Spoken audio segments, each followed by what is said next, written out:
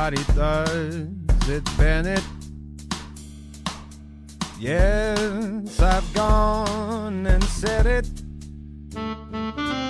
Movies and games, some things that are lame. Nobody does it Bennett. Hello, and welcome to Nobody Does It Bennett, movie review podcast. I am your host, Greg Bennett, and tonight I'm joined by Jeff and Matt as we go through the gothic action film Van Helsing from 2004. Jeff, welcome back to the show. You excited to be covering Van Helsing? Yep, I definitely am. That's it? All right. Yeah. Get it over and done with. Short and sweet. Short and sweet. And Matt, welcome back to the show. Last time it was Mission Impossible 2. This time, a completely different type of film with Van Helsing. Are you ready? Oh, so ready. Ready for this 2004 madness. Ready! Bonesaw is ready. It's got you for 3 minutes of playtime. Tonight we'll be going through the movie Van Helsing. We'll run through the story beat by beat, offering our opinions along the way. We will also be acting out certain scenes with our own unique voices. I can't wait to hear your Dracula, Matt. Also our versions of the brides. Yeah. Yes. Like. If you hear any random bird noises, that's just the Budgie Boys, JB and Garfunkel. They like to have their say every now and then. Budgie smugglers or budgie boys? Budgie Boys is what I call them. Other people call them Budgie Smugglers, but they're the boys to me. They're the Budgie Boys. Tonight on The Budgie Boys. After we've gone through the film, we'll give you our ratings for Van Helsing. Where will it land on the NDIB charts? Will it be cursed as the worst movie on the list? Or will it get the cure in time? Oh, that's cheesy. Just a quick update on the top 5 films on the NDIB charts. Jurassic Park is at number 1 with a perfect 50 stars, but is in first, Not surprising. equal with Goodfellas from 1990. Spider-Man 2 is at number 3, the Sam Raimi one from 2004, With Dr. Octopus. 49 stars. Number 4 is Jumanji from 1995 with 47.5 stars. And last but not least, we have Titanic, James Cameron's Titanic, with 47 stars. That's actually kind of surprising that lost out to Jumanji. It's one of those ones where if you love it, you absolutely adore it. This is the great thing about this podcast is it's about what you love and what you think. We're not critics. We're people around a table just having fun and loving movies. I think that's what I like is that, you know, you can have your opinion about it and someone else doesn't go, no, you're wrong. It's got to be this. Mortal Kombat Annihilation, though, is still last with a score of 15 stars out of a possible 50 stars. 15? Yeah. Yeah. That You was poor a movie. Horrible movie. Remember when I did Jurassic Park? I was sick. Yeah. It was because of the week before that I did Mortal Kombat Annihilation. If you haven't heard that podcast, it's horrible. Both of us are sick. And it's such a bad movie. It just made you sick. Yeah. First up, though, we'll give you our brief intro into our experiences with Van Helsing. What are your guys' initial thoughts about Van Helsing? Any favourite moments from the film that you're looking forward to or talking about? Genuinely, when I first watched it, I was quite surprised. It didn't feel like it was going to be as good as it actually was, just from reviews, and I think like the trailer was a little bit misleading and on how good it actually was going to be. I mean, it's still finding out bits and pieces about it now, because I didn't know he was the angel. Yeah, true, Gabrielle. Yeah, of course. I just happened to be Googling it because there's a TV series with a Van Helsing in it. Going through all that, and then I found that bit about him being an angel. I thought, that's weird. Watching it again, it's only briefly brought up. A real afterthought. It's like, I wonder why they didn't decide to make it obvious that he was Archangel Gabriel. Yeah. And Matt, any favourite moments or things you enjoy about Van Helsing? Didn't expect it to be in 4K look that good, if I'm honest with you. I was expecting a couple of bubbles and a couple of things. The only one thing that I didn't like in it was the clouds at the start when they're first coming in over the mountain, because I didn't know how they would fix that anyway. That weapon. What did we call it in the end? I call it the Autobow. The Autobow, yeah. 60 round mags of just death rods. And you mentioned about how it was better than you expected from the critics and everything, what they said. I've got the Rotten Tomatoes scores here for Van Helsing, as it's a good indication why it didn't carry on to be a franchise after this film. It was supposed to be the start of a new franchise, because this is from director Stephen Sommers, who directed The Mummy, The Mummy Returns, and produced The Scorpion King. Yeah. And he went on to do G.I. Joe Rosa Cobra, but we'll talk maybe later about that. Critics for Rotten Tomatoes gave Van Helsing. I would say 42%. I was going to say 51. This is why critics can kill films. Critics gave it a 24%. For Rotten Tomatoes. Damn. I've seen some horrible movies get like 60, 70% just because of the following. What do you think the audience gave it? I'm going to go with, maybe about 58. I was going to say between 55 and 60. I'll just go for 60. You guys know your stuff. The audience gave it a 57%. Nice. So it's a big gap. Reminds me of Bad Boys 2, where critics were really harsh on it and the fans love it. This is what films are for as well. It's not just about what critics think. It's not just about what audience think, but just the vice versa as well. So it's probably the big reason why it didn't make enough money. But there's something about Van Helsing. Van Helsing from 2004 is a film that I find is a bit forgotten time, with not a lot of people talking about it. It's often overshadowed by another one of Stephen Sommers' directed films, The Mummy from 1999, but not G.I. Joe Rise of Cobra though. We won't talk much about that one. Where will Van Helsing score? Find out at the end of the show. Next, we'll run through the film, Van Helsing. If you like what you hear and would like to listen or find out more about the shows, well, you can by going to the Nobody Does It Bennett Facebook page. Nobody Does It Bennett is available on Spotify, YouTube, and other podcast services. And Nobody Does It Bennett is now available on Apple Podcasts. So you now have even more ways to listen and enjoy. Matt and Jeff, I am sending you to Transylvania. Are you ready? I am ready. I have no weapons, so I'll just hide behind Matt. Ladies and a League of Extraordinary Gentlemen, Van Helsing from 2004. Nobody Does It Bennett of the New York City Police Department. Movie begins with the Universal logo. It starts off like normal, but then morphs into a Universal Monsters 1930s style, then burns up in flames. Magic. It then cuts to a man carrying a torch. A mob of men are heading somewhere through the woods. A few of the men are carrying a large log rope tied around it. All this, of course, is in black and white as well. Beautiful black and white. They fit that so well. I didn't even pick up on that until Jeff said something about it, and I was like, oh, they did too. It's beautiful because, like I say, it starts like a 1930s hammer horror. Yeah, and it fits so well that I didn't actually pick up on it. Transylvania 1887. The contrast of the flames on the 4K version is really good. So even in black and white, you can see the flames as pop. The men use the big log to ram through a wooden door and charge inside. Shot then pans up to reveal a large castle, lightning clouds and all. A screaming-looking man is on a table inside the castle. Another scientist-looking person seems to be working on him. There is all this old-looking machinery around them. It's alive! It's alive! The scientist runs to the window after hearing a commotion outside. The angry mob is at the castle doors, and they are using a big roped-up log to barge their way in. One of the mob guys we saw earlier, who is wearing a top hat, sees the scientist in the window of the castle. There he is! Hit it again! The scientist backs away from the window and almost runs into another man who was in the castle. Success! Oh, Count, it's just you. I was beginning to lose faith, Victor. A pity your moment of triumph is being spoiled over a little grave robbery. Yes. I must escape this place. The scientist starts to run. Where are you going to run, Victor? As Victor is running, the Count teleports from one part of the room to another. Your peculiar experiments have made you unwelcome in most of the civilized world. Victor starts packing his things. I'll take him away, far away, where no one will ever find him. Maybe in a cinema that's playing the movie Morbius. Oh no, Victor, the time has come for me to take command of him. What are you saying?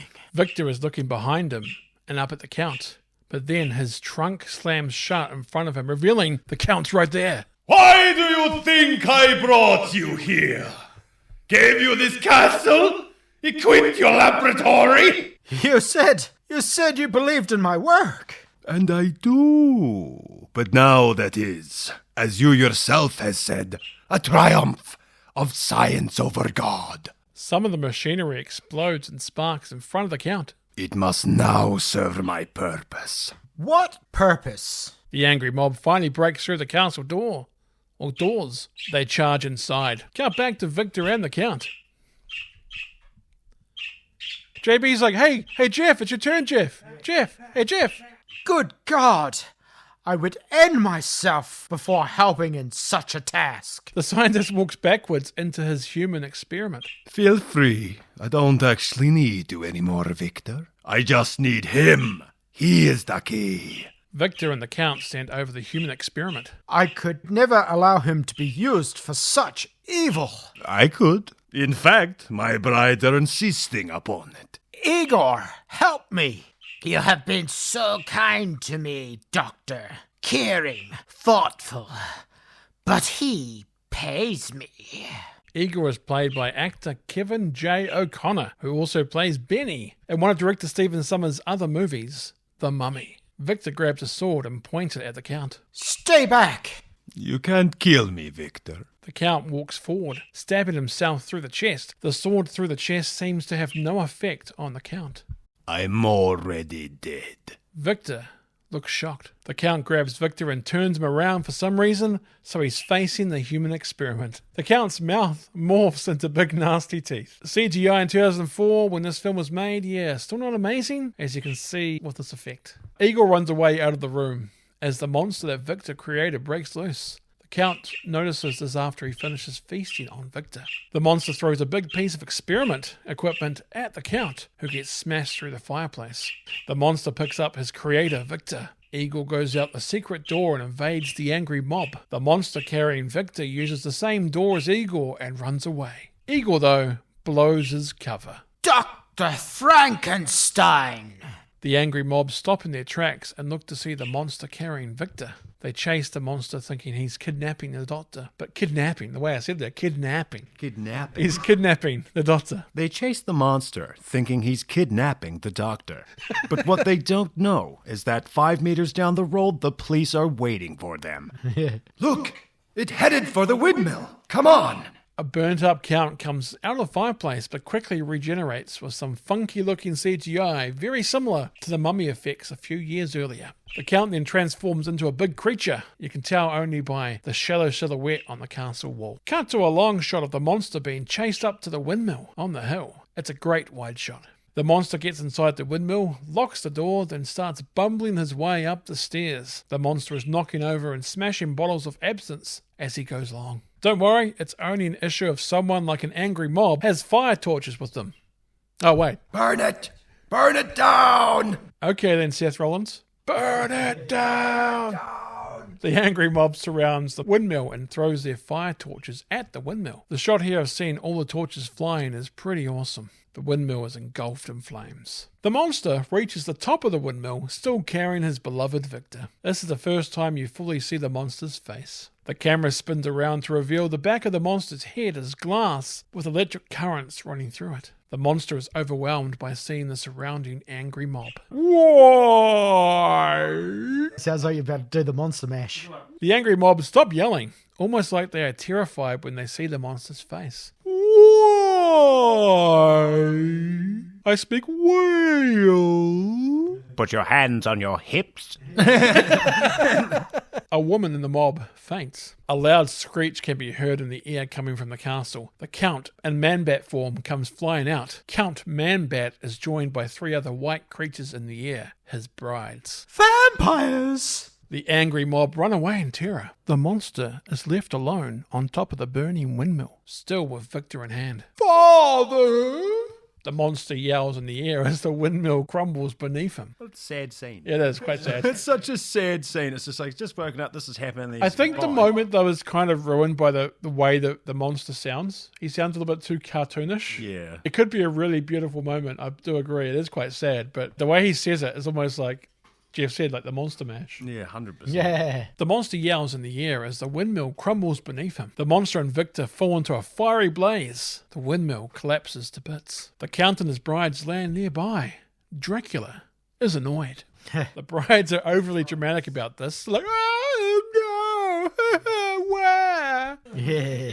The screen fades to black. Then it says, 1 year later, Paris. It goes from black and white to colour here. There is a bounty poster on the wall. Van Helsing, 2,000 francs. The poster gets ripped off the wall by a man in a long, dark coat with long hair and a hat on. Jack the Ripper, right? It's that kind of era. It's only, 20 years after Jack the Ripper or so? True. You could go back and make a prequel where he's in London. Yeah, but Mr. Hyde just throws him against a wall and he just dies. A woman screams in the distance, which alerts this mysterious person. The music that kicks in here is pretty decent, kind of a Western theme with a bit of Gothic mixed in as well. The score is composed by Alan Silvestri, who did the MCU Avengers theme, as well as the Back to the Future score. This man is a legend. The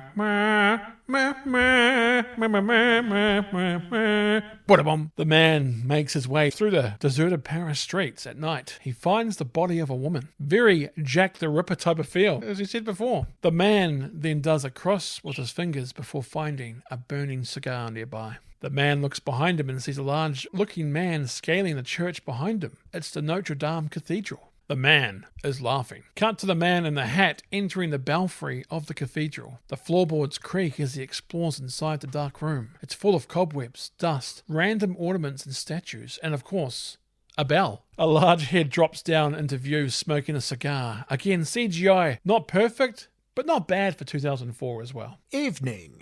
You're a big one. You'll be hard to digest. The man in the hat pulls down his face mask. I'd hate to be such a nuisance. The large man drops to the ground laughing. As he gets up from a crouched position, you get to see just how big he is. I missed you in London. No, you bloody did not. You got me good. The large man flexes to show a hole in his bicep. Dr. Jekyll, you're wanted by the Knights of the Holy Order It's Mr. Hyde now. for the murder of 12 men, 6 women, 4... Children, 3 goats, and a rather nasty massacre of poultry.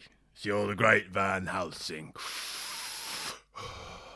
And you're a deranged psychopath. I love in the voices, by the way. It's really good. Mr. Hyde blows a smoke cigar ring in Van Helsing's face. We all have our little problems. Mr. Hyde then turns the cigar around and puts it out on his own tongue, then eats the cigar. It would taste so horrible. Especially if you burnt your tongue. Burn your whole tongue off and then you're just eating it and there's just all these burnt nerving. And I was going to say, you probably can't taste it. He's burnt the endings off. Maybe that's why he's getting ready to eat Van Helsing. He's like, I don't want to eat. The taste isn't good. Yeah. I like when everything's smoke flavour. My superiors would like for me to take you alive so they may extricate your better half. Hyde jumps around Van Helsing. I bet they bloody would. Hyde takes Van Helsing's hat off his head and wears it like a miniature hat. Personally, I'd rather just kill you and call it a day. But let's make it your decision, shall we?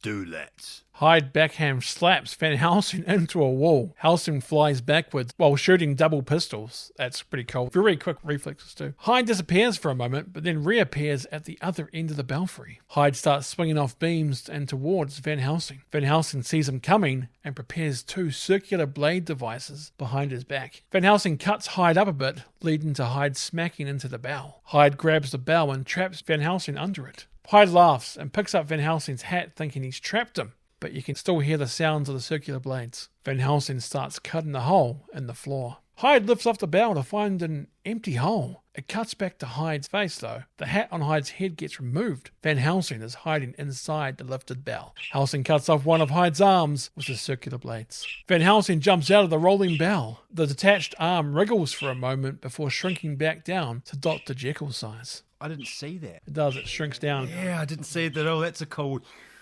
This is why he's always seen as a murderer, because all the creatures he kills revert back to their normal forms. I'll bet that's upsetting.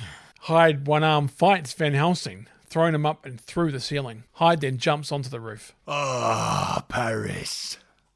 Come here. Hyde lifts Van Helsing up by his coat. I think you'll find the view out here rather spectacular. Hyde laughs as the camera zooms down the side of the cathedral. It's been a pleasure knowing you. Hyde throws Van Helsing over the side. Van Helsing falls for a moment before whipping out a full-on grappling gun. The hook of the grappling gun gets shot right through Mr. Hyde's gut. Van Helsing uses the leverage of the hook through Hyde to swing and land safely on the ground. Van Helsing then looks up at Hyde above him. Hyde knows what Van Helsing is thinking. Van Helsing yanks the gun to pull Hyde down, but Hyde balances on the side of the building. My turn. Hyde grabs the hook cable to pull Van Helsing back up. Momentum forces Van Helsing back up the building, but Hyde's momentum forces him to fall and swing through the main cathedral's circular front window. Hyde comes loose from the hook and falls to his death outside the front of the Notre Dame Cathedral. Sad thing is that Hyde turns back into Dr. Jekyll just before impact. Poor guy. So you see Dr. Jekyll going, so he's the one that feels the pain of death. Van Helsing looks up from the top of the cathedral. Van Helsing prays,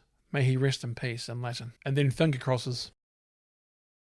Van Helsing stands on the balcony railings to see a crowd forming below. A police officer sees Van Helsing at the top of the church. Got to remember that the body was just normal looking. So to the police, it looks like Van Helsing might have just killed a normal sized dude. Van Helsing, you're a murderer! Van Helsing puts his hat back on and takes off. He rides out of the city on horseback. The theme kicks back in. Cut to the Vatican City, Rome. Looks like it's around dawn. Van Helsing enters the massive holy area. He goes into a confession booth. Bless me, Father, for I have sinned. Yes, I know. You're very good at that. The confession window gets open to reveal the person talking. You shattered the rose window. Not to split hairs, sir, but Mr. Hyde did the shattering. 13th century, over 600 years old. I wish you a week in hell for that. It would be a nice reprieve. Don't get me wrong. Your results are unquestionable, but your methods attract far too much attention. Wanted posters. We are not pleased. Jedi. Don't get me wrong. I wonder if they'd be pleased if they had to do the work, and rather than sending someone else out. Always putting down the people doing the actual results, you know? Do you think I like being the most wanted man in Europe? Why don't you and the Order do something about it? Cardinal Giannetti opens up the confessional window. Because we do not exist. Well then, neither do I. Cardinal Giannetti hits a lever that brings down a heavy steel cage door in front of Van Helsing. When we found you crawling up the steps of this church, half dead, it was clear to all of us that you had been sent to do God's work. There's a little bit of the old, he's an angel. Why can't he do it himself? Don't blaspheme. A secret door opens up behind the cardinal. You already lost your memory as a peasant for past sins. Sorry, penance, I'm saying. As a peasant. You goddamn peasant.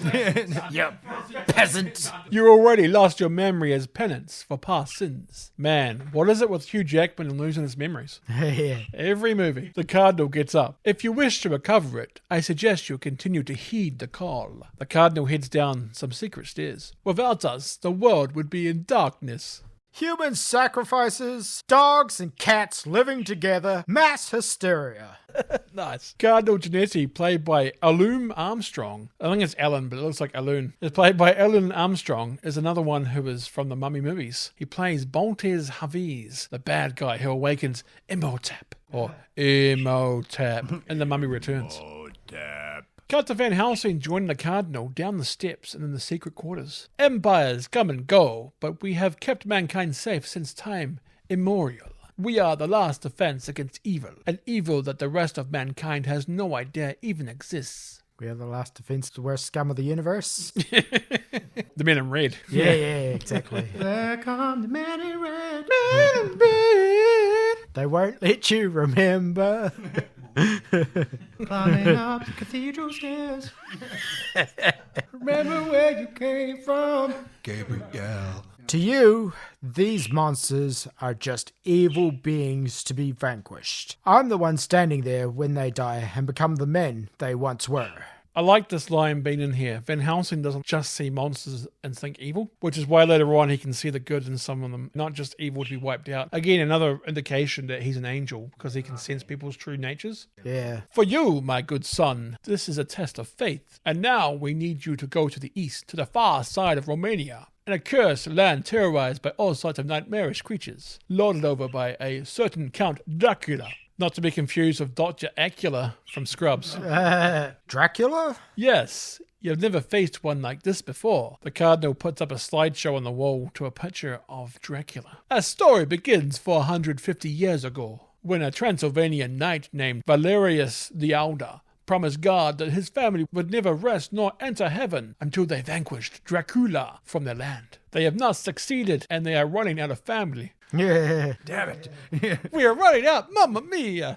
The Cardinal clicks over to another slide. His descendant, Boris Valerius, king of the gypsies. He disappeared almost 12 months ago. The Cardinal clicks to another slide. His only son, Prince Falcon, clicks to the next slide. and his daughter, Princess Anna. If the two of them are killed before Dracula is vanquished, 9 generations of their family will never enter the gates of St. Peter. Mamma mia, my family. So she was of royalty? Apparently the dad was, because Dracula was also royalty as well, I believe. That's why they lived in that castle. What have they done for the past however long? Not been looking at mirrors, apparently, when Dracula's around. Yeah. What a bunch of losers. It was like their descendant was a degenerate gambler who gambled their whole bloodline on a slim to none bet. And then all that time, and then within 10 seconds, your brother gets bitten by a werewolf, drops his gun, hopeless. What are you doing? For more than 4 centuries, this family has defended our left flank. Not that well, obviously. They gave their lives. We cannot let them slip into purgatory. So you're sending me into hell. The Cardinal pats Van Helsing on the back. In a manner. Valerius the Elder left us here 400 years ago. The Cardinal pulls out a piece of ripped parchment. It's some form of Elvish. I can't read it. We don't know its purpose, but he would not have it left it lightly. The Latin inscription translates, "In the name of God, open this door," which he says later on. Yep. There is an insignia. Van Helsing has a come to Jesus moment. He's seen that insignia before. Yes, it matches your ring. I think that in Transylvania you may find the answer you seek. Van Helsing is astonished. He may finally get answers. Also, Van keeps looking at Anna's picture on the wall. I think it cuts like 3 different times to it. Don't blame him. It's Kate Beckinsale after all. Cut to a room where multiple experimental machines and devices are being worked on. Feels like Q's area in the James Bond films, but much older. Yeah, Agree with that, Jeff? I definitely do. A friar named Carl was working on something to do with creating electricity to power a device. A guy is madly cycling a wheel, but has no luck. The device still wasn't working. Hard luck, old chaps. The guy on the bike gets electrocuted too. Can see some zaps on his head. Zap, zap, zap, zap. Carl goes to meet Van Helsing, who enters the holy laboratory. Did you bring Mr. Hyde back, or did you kill him? Van Helsing says nothing and keeps walking. You killed him, didn't you? That's why they get so annoyed. When they ask you to bring someone back, they don't mean as a corpse. Oh, all right. You're in a mood. Well, come on. I have some things I'll put back in your mouth. Van reaches for a sword. Oh, an idiot can make a sword. Carl turns to see the angry blacksmith with a heated blade. Sorry, father. Come along, Carl. Carl gives Van Helsing a leather satchel bag, then gives him some rings of garlic, holy water, a silver stake, a crucifix, and a cuddly toy. Isn't this literally just James Bond, but in the 1800s? It is, yeah. Going into like the workshop where they give him all the stuff, and he's just like, yeah. Behind them there is a Gatling gun being tested. Why can't I have one of those? You've never gone after vampires before now, have you? Vampires, gargoyles, warlocks, crusty jugglers, they're all the same. Best when cooked well. No. They're not all the same. A vampire is nothing like a warlock. My granny could kill a warlock. Damn, you do that voice too well. Carl, you've never even been out of the Abbey. How do you know about vampires? Bike messenger knocked me down. First one. That's the first one. Also, I read. Here's something new. Carl puts his finger under a liquid tube tap. Glycerin 48. A drop lands on Carl's finger. He flicks a droplet, which then explodes, scaring nearby people. Sorry. The air around here is thick with envy. Ah, this is my latest invention. It's gas-propelled, capable of catapulting arrows in rapid succession at tremendous velocity. Just pull the trigger and hold on. I love this automatic crossbow gun. One of my favourite weapons from any movie. I see it. It's just so iconic. And there are scenes in this movie that you look at this and go, man, if they just made a franchise of this, some of these weapons and like even his look and stuff would be so iconic. I'm going to go home and look of Helsing the game, because I'm just like, I want to throw those discs and kill vampires. Looks gorgeous too. A wood and gold copper design with a golden ram head on its point. You'll be happy to know that weapon is in the game. I remember it. If it wasn't, it's like, why do you make the game for? It's just him walking around with a sword. And you'd be like, he doesn't even have a sword. What's going on here? No, it's like Spider-Man just comes out of his hand.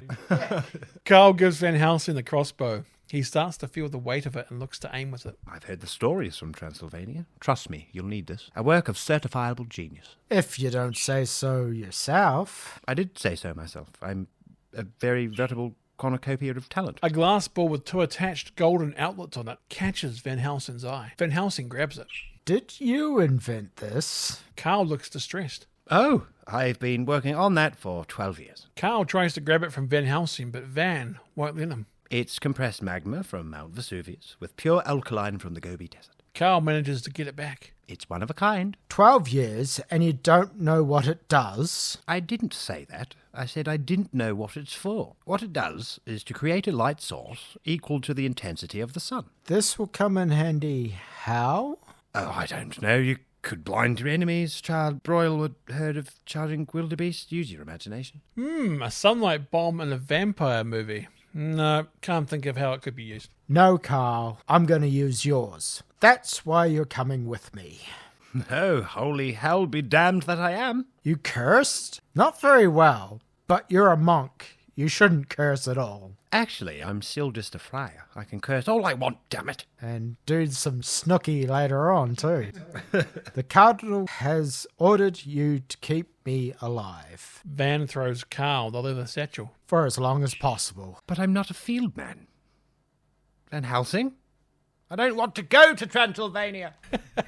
I really enjoyed David Wenham as Carl in this. He nailed that so well. He goes from being the heroic and strong Faramir in the Lord of the Rings trilogy, then to a comical, mousy science nerd in this. This movie came out less than a year after Return of the King, too. Really? So they were working on both of those at basically the same time? What the audience would have seen, they would have seen him in Return of the King in December, and then midway through the next year, they would have seen him as this. Cut to a murky, grey-looking area in some woods. The filmmakers do a really good job of keeping this foggy, grey and moody atmosphere through the film. Reminds me of the feel of Tim Burton's Sleepy Hollow film. Oh, Sleepy Hollow. Sleepy Hollow, so good. Velkan, the man the Cardinal told Van Helsing about before, is tied to a pole. He seems to be waiting for something. Lots of 360 spinning shots here. Something starts stalking. And again and again and again from different angles. Something starts stalking Velkan from the trees. Come on.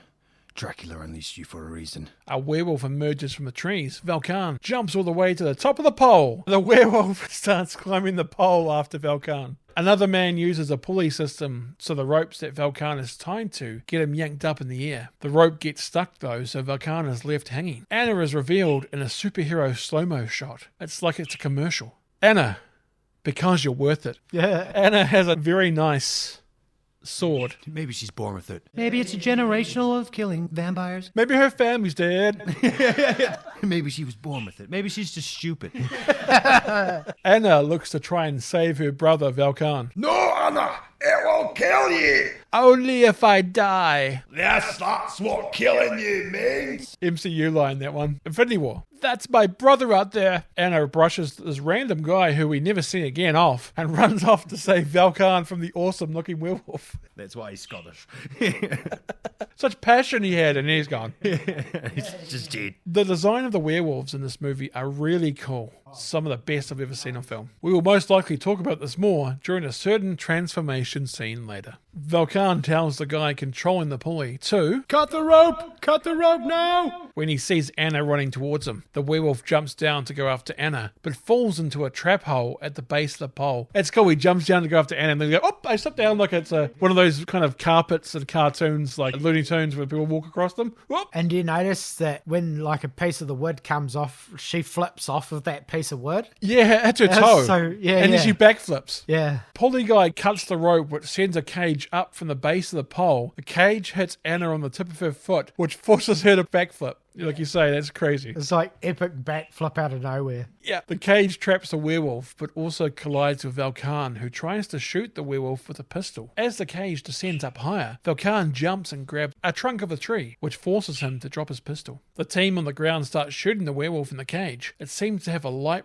green blood, like the Predators. Yeah. Yeah, it was a bit weird. It's like, why are they green? Why green blood? Yeah. Very Goosebumps. Do. My gun! Find my gun! Anna starts pushing people out of the way on the ground. Find Velkan's gun! It has to be silver bullets! The ropes on the cage start to break. Anna, hurry! Even though we have generations and generations of doing this, why am I the only one with silver bullets? Valid point. It's a Velkan point. Anna spots the pistol a few meters away. Anna runs towards the pistol. The ropes on the cage then fully break. Anna, look out! The cage drops down, narrowly missing Anna, but blocking her way to the pistol. The werewolf breaks out and takes a swipe at Anna as she runs back from it. Run! The werewolf starts to chase Anna through the trees. Sounds so dramatic there. Oh my god, it's like chasing me. Anna comes to the edge of a cliff. She's trapped. The werewolf leaps at Anna like Scar does to adult Simba at the end of the original Lion King. Valkan pushes Anna out of the way and points his silver bullet pistol at the leaping werewolf. Valkan and the werewolf fall off the cliff and into the water below. Valkan! God help us. Don't worry, Anna. God has sent help. And his name is John Cena. I was going to say John Wick. John Wick, it wasn't God that sent him. Baba Yaga. Cut to a ship sailing through stormy weather. Van Helsing's cool theme kicks back in here. Van Helsing has the look to the sky and contemplate things look on the ship as Carl stands behind him. His eyes swimming with the ghosts of his past. Oh wait, no, sorry. That's the quote from Rita Skeeter in Harry Potter. Yeah. The shot then zooms in to reveal this is actually now a montage. More shots of the ship going through bad weather and Van Helsing with Carl riding horseback through the snowy mountains. The mountain shots feel very Lord of the Ringsy here. 100%. Big far zoomed out, like, look at this. They arrive in the small peasant village in Transylvania, located not far from Dracula's castle. It's a very muddy, very dirty and cold place. They dismount their horses in the village. So, what do you remember? Not now, Carl. There must be something. I remember fighting the Romans at Masada. That was in 73 AD. You asked. The villagers start surrounding Carl and Van Helsing. Some carry items like axes, scythes, and shovels in a very defensive way. What are we doing here? Why is it so important to kill this Dracula anyway? Because he's the son of the devil. I mean, besides that. Because if we kill him, anything bitten or created by him will also die. I mean, besides that. I like that, Carl. Besides that. Top Hat guy from the beginning of the movie pops up. Welcome to Transylvania. Jurassic Park theme kicks in. Van Helsing sees a flock of vampires. They move in herds. They do move in herds. Van Helsing stops in his tracks, sighs, drops his bags, and turns to face the villagers. There is a tense standoff. Is it always like this? Pretty much. Anna appears from behind Van Helsing and Carl. Her legs are the only part in this shot. Van Helsing can be seen directly between her legs. Not for the first time. Giggity. You turn around. Van and Carl turn to face Anna. Both have their heads down to hide their faces. Let me see your faces. Why? Because we don't trust strangers. Strangers don't last long here. Top Hat guy starts measuring Carl. So he's the village undertaker. That's when I found out he was the undertaker. Yeah, it took me a while. Anna nods to get the villagers to move in closer. Gentlemen, you will now be disarmed. Van Helsing puts his hand in one of his guns. You can try. The villagers back away. You refuse to obey our laws? The laws of men mean little to me. Fine. Kill them. Just kills them both. So let's see throw. Imagine if the villagers did. Transylvania would be so screwed. Just one of them puts a hammer on the back of his head. He loses all his memory again for another 400 years. And poor Carl just gets shivved to death. You find out Van Helsing's just like a Hades kind of game where every time he dies, you just got to go back to the start. Once they kill them, they find something on them that shows that they would have been the ones to save them. They're like, damn it! Basically a letter from God. I'm here to help. I don't need any help. Really? Van pulls out his awesome automatic crossbow and a ducks, which reveals 3 incoming white creatures flying in. It's Dracula's brides. No, it's just birds. Just birds. Just Transylvanian birds. The birds start... the birds. He got me going. The brides start flying in and attacking the villagers as Van Helsing fires on them. Everybody inside! The sound of the Autobow is so cool. Has that whistling sound to it. Van Helsing is knocked over from behind by a bride. A bride then picks Anna up in the air. Van Helsing runs and grabs onto Anna's legs, like it's a game of barrel of monkeys. The bride drops them. Anna lands crotch first on Van Helsing's neck. Like he said, not the last time that it'll be between her legs. There are certainly worse ways to go. He crushes his trachea. He says, oh, on the ground. Van rolls Anna over. Stay here. Anna rolls Van back over. You stay here. They're trying to kill me. Van looks over towards the Autobow. Mariska, kill the stranger. Love to. It's quite hard to tell the brides apart, so apologies if I get their names wrong in this. Van keeps shooting the Autobow until it stops working. Carl, it's not working. Try aiming at their hearts. Carl grabbed another cartridge for the Autobow and throws it, American football style, at Van Helsing, who catches it on the run. Mariska tries to fly in and grab Van Helsing, but grabs a poor cow instead, which gets thrown through a wall at a fair height. Don't worry, guys, the cow's okay. You find out later on the cow's mooing inside. I'm sorry, is it a cow or a bunch of cats taped together? Well, it's hard to tell, isn't it? What is this? Van starts firing at the brides while Anna just keeps running around. She's been doing it for a few minutes by this stage. She's just like running from side to side in this whole entire thing. Hey, if you zigzag, they can't catch you. A villager gets chased down by a bride and grabbed into the air. The bride bites his neck. Yeah, he's gone burgers. The sun starts to peek through the dark clouds, giving the village a moment's reprieve from the attacks. Anna appears from behind a vegetable crate. It's the sun. Time for some spinning 360 shots of Van Helsing looking around. Here comes the sun. And I say, no vampires. The villagers start to reappear from the windows and streets. Van Helsing moves towards the well in the middle of the village. Anna picks up a nearby scythe and also walks towards the well. They both look in at the same time, but nothing. It's just pitch black darkness. The clouds start to cover the sun once more. Van Helsing? The brides start flying out of the well. Van is knocked over while Anna is grabbed and flown into the air. Do you like to fly, Anna? Anna pulls out a knife and slashes Mariska's leg with it. Anna is dropped but caught by another bride in mid-air. Van Helsing hits a notch on his Autobow and shoots an arrow at the bride's ankle. The close-up tracking shot of the arrow is pretty sweet. Anna is dropped again. She hits a roof and slides down the side, just clinging to the edge. Anna then does a backflip kick and leaps to a tree opposite the roof edge. The way she grabs the tree will make her thankful that she's not a man right now. Anna breaks full flips out of the tree, smacking her legs into the branches as she goes. Bam, bam, bam, bam, then flips down. Breaks every branch on the way down. How are you not dead yet? Mariska continues to go after Van Helsing, but he starts filling her wings with holes from the Autobow. Mariska falls through a roof and into a building. Anna runs into a building, but when she turns around, she sees Alira hanging upside down. Hello, Anna. Alira hisses before running along the ceiling, then jumping down and transforming into a human-looking woman. She is very striking in this form. Nice to see you too, Alira. Van Helsing starts hesitantly walking towards the building he saw Mariska fall into. Mariska comes out blasting. She grabs Van Helsing and throws him down, dislodging the Autobow in the process. So anyway, I started blasting. Mariska removes the arrows from her body and lands on a railing. She also transforms into a human-looking woman. Notice when they're human form, they kind of glow like angelic. Cut back to Anna and Alira. Did I do something to you in a past life? Don't play coy with me, princess. Alira's eyes change to a violet, demonic eyes. Anna tries to run away. She opens the door to find Alira standing there. I know what lurks in your lusting heart. I hope you have a heart, Alira, because someday I'm going to drive a stake through it. Alira smacks Anna out a window. Anna turns it into a backflip, as she does everything, mid-air, and runs away outside. Van Helsing looks at his gun, eyeing it up, wondering if he can get to it in time before Mariska can get him. Carl grabs a bottle of holy water and he throws it at Van, but he goes, "Holy water!" So everyone knows what it is.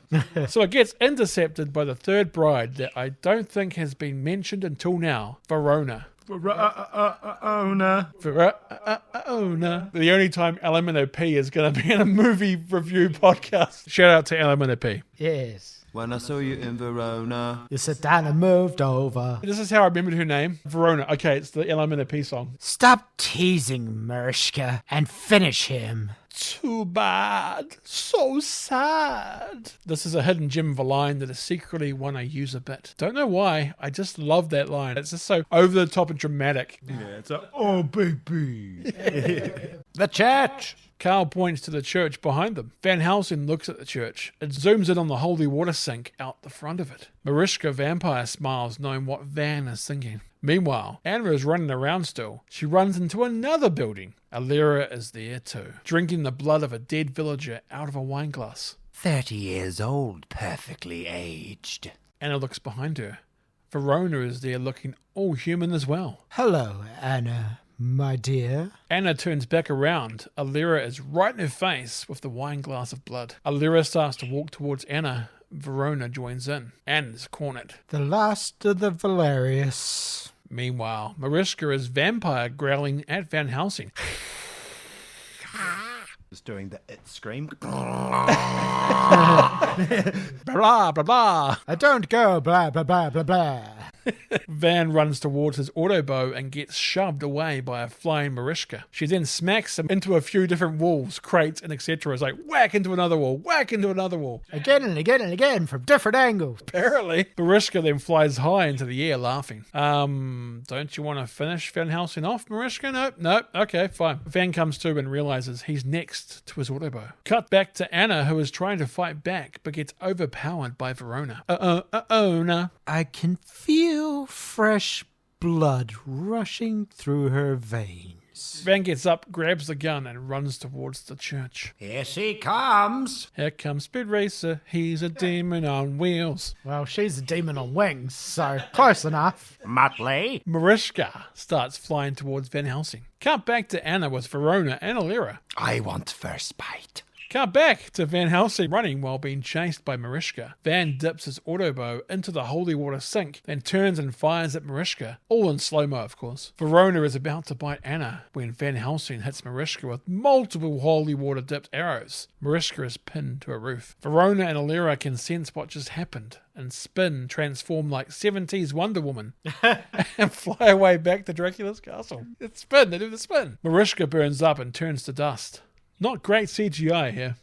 Van Helsing gives her a finger cross. Van Helsing's there for you, even in death. Van Helsing then sits down exhausted on some steps. Carl grabs Van's hat. The cow that was thrown through the wall before starts mooing. She's okay, guys. It just pops its head up from the balcony like, Carl walks over to Van Helsing and gives him his hat. A woman screams out. He killed the bride! He killed Mariska! An angry mob starts to head towards Van and Carl. He killed Mariska! You killed a vampire! But isn't that a good thing? Vampires only kill when they need to survive. 1 or 2 people a month. Now they will kill for revenge. The crowd start getting louder. Were you always this popular? Pretty much. So, what name, my good sir, do I carve on your gravestone? Anna appears from the crowd. His name is John Wick. I mean Van Helsing. You shouldn't have killed his dog. His name is Wolverine. That's why he turned into a Wolverine. You killed my dog. There is a loud murmuring in the crowd of shock and disbelief. Your reputation precedes you. Van Helsing gets up off the steps. Next time, stay close. You're no good to me, dead. Anna smiles. Well, I'll say this for you. You got courage. Anna yells to the crowd. He's the first one to kill a vampire in over 100 years. I'd say that earned him a drink. You sound like Edna from The Incredibles. Hello, darling. Glorious, darling. No capes. I'd say that earned him a drink. No capes. Cut to Dracula waking up in his coffin. He seems to be encased in ice. Then insta-thaws when he's waking up and rising. Mariska! He's so dramatic. I love it, isn't he? Yeah. Verona and Alira are hanging upside down like bats nearby. Why can't they just leave us alone? We never kill more than our fill and less than our share. Dracula starts walking up the wall. Can they say the name of the hoist that is lifting me up off the wall? And you can see my knees slightly bending. Did I not stress how important it was to be finished with Anna Valerius before she destroyed what we are trying to create? We lost Mariska. Master? Dracula is now walking on the ceiling next to his 2 brides. There, my darlings. Do not worry. I am a puss in boots. There, my darlings. Do not worry. I shall find another bride. One far younger and more powerful. Star Wars line. One far younger and more powerful. What? Why do we mean so little to you? Have you no heart? No, I have no heart. I feel no love. Dracula drops to the floor. No fear, no joy, no sorrow. I am hollow. That rhymes. And I will live forever. Oh, my lord. It is not so bad. I am at war with the world and every living soul in it. Camera cut to some masked lackeys. Must be Dracula's foot soldiers. That do nothing. Literally. What do they do? They've got cool armor, but they're pointless. They use a good hand wheel. Maybe those were the first experiments. Because that's what the girls are going on about. Oh, I don't want any more failed experiments. The helmet's on them. That's mama. With their little reptile teeth. Piranha kids. I'm not breastfeeding that. But soon the final battle will begin. I must go find out who our new visitor is. The silhouette of a werewolf chained to the wall appears behind a curtain. You will have to make a aperitif out of him. We are much too close to success to be interrupted now. No! The last experiment was a failure! Verona and Alira jump down to the floor. Please, say you will not try again. My heart could not bear the sorrow if we fail again. Dracula vampire snarls at his bride.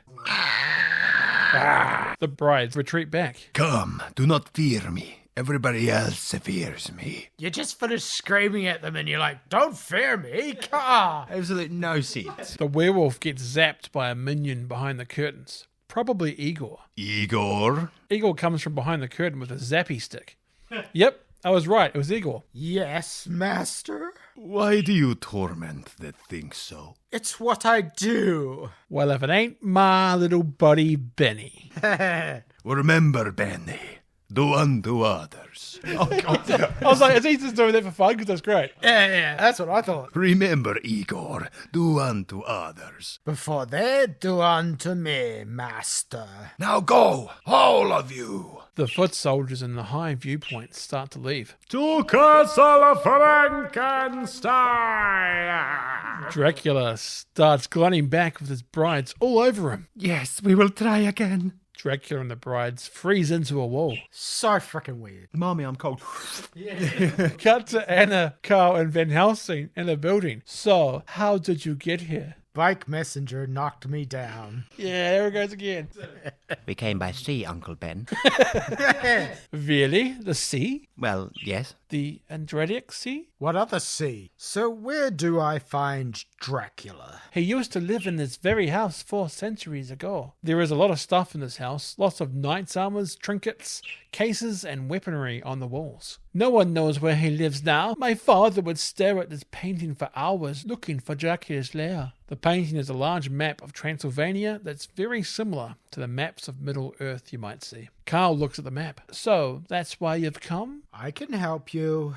No one can help me. I can try. Anna starts grabbing weapons off the wall and loading her belts and holders. You can die trying. All of my family has. I can handle myself. Sure you can. She almost got killed just moments ago. Yep. And then almost killed by a werewolf before that. Yeah, so I noticed. The vampires attacked in daylight. They never do that. Van smirks as Anna comes towards him with a sword in hand. I was unprepared. It won't happen again. So why did they attack in daylight? Clearly they wanted to catch me off guard. They seem almost desperate to finish off my family. Why is that? Why now? You ask a lot of questions. Usually I ask only 2. What are we dealing with and how do I kill it? My father spent most of his life looking for answers year after year, tearing through the tower, combing through the family archives. Carl, the tower. Start there. Oh, right. The only way to save your family is to stay alive until Dracula's killed. And who will kill him if not me? Who will show courage if not me? You go out there alone, and you'll be outmanned and outpositioned, and you can't see in the dark. In the morning, we'll hunt him, but we'll do it together. Anna and Van look deeply into each other's eyes. Some say you're a murderer, Mr. Van Helsing. Others say you're a holy man. Some even say you're a Wolverine.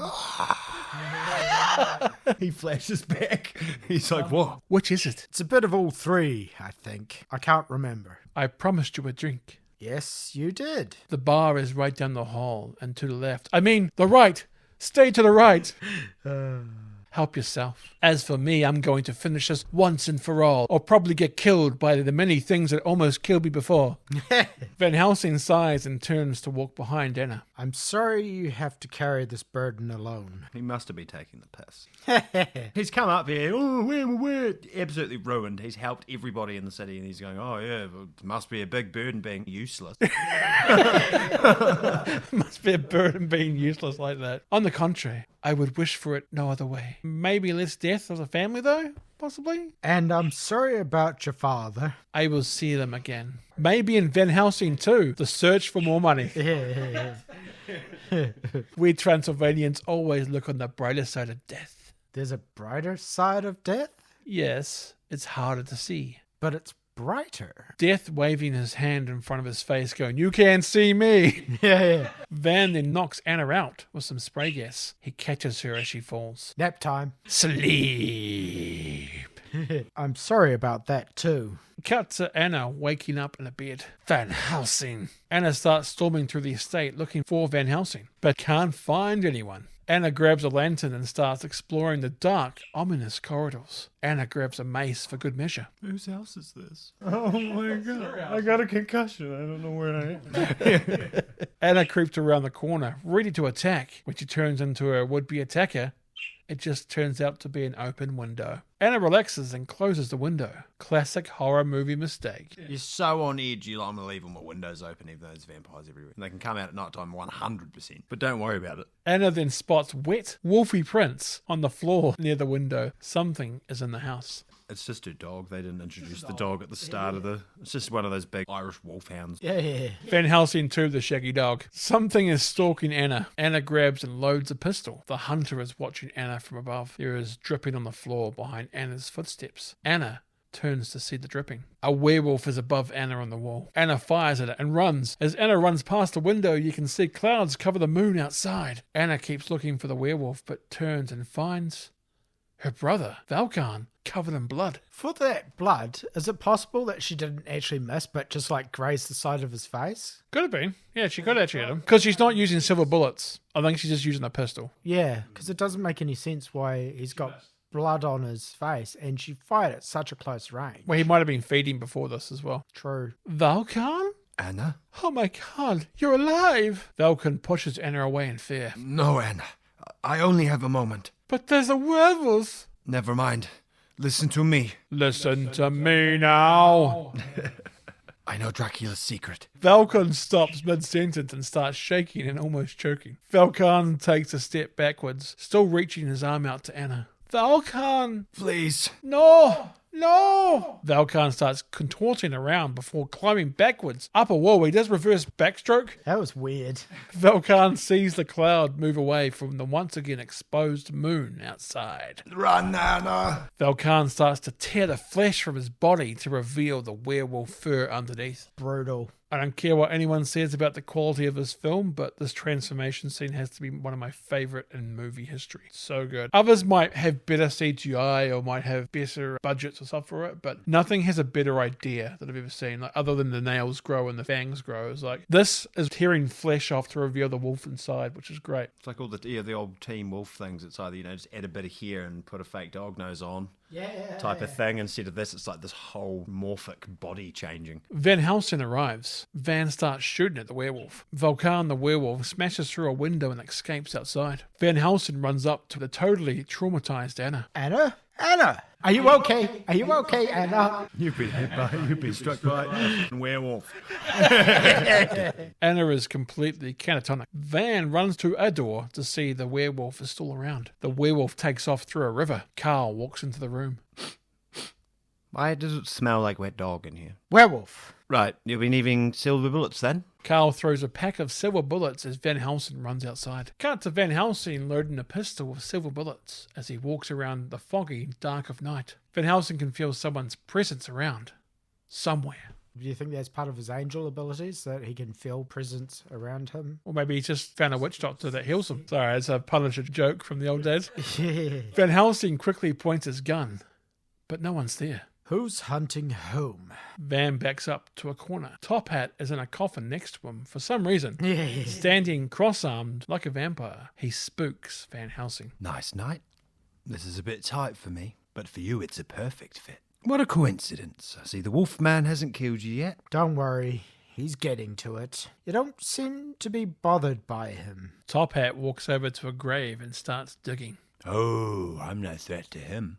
I'm just the one who cleans up after him, if you get my meaning. Little late for digging graves, isn't it? Never too late to dig graves. Van hears a noise in the distance. You never know when you'll need a fresh one. Top Hat goes to attack Van Helsing from behind, but Van catches the handle. Van Helsing points his gun at the Undertaker. Oh, sorry. It's just in my nature. The Undertaker gets a scared look on his face, but not about Van Helsing. Van looks behind him, just in time to avoid a charging werewolf, which gets the Undertaker instead. Spears him, kills him. Do you reckon that was the trick? Him to throw the shovel down so he turned back around to him and then the werewolf was like, ha ha. Maybe, like to try and get him distracted? Possibly. The Undertaker gets Nunzio'd speared hard, his corpse landing in a fresh grave. If you want to know what Nunzio speared means, watch the 2004 Royal Rumble. There's a guy called Nunzio in the wrestling. He gets speared by Goldberg. Completely destroys him. Just like spears him from half of the ring and just...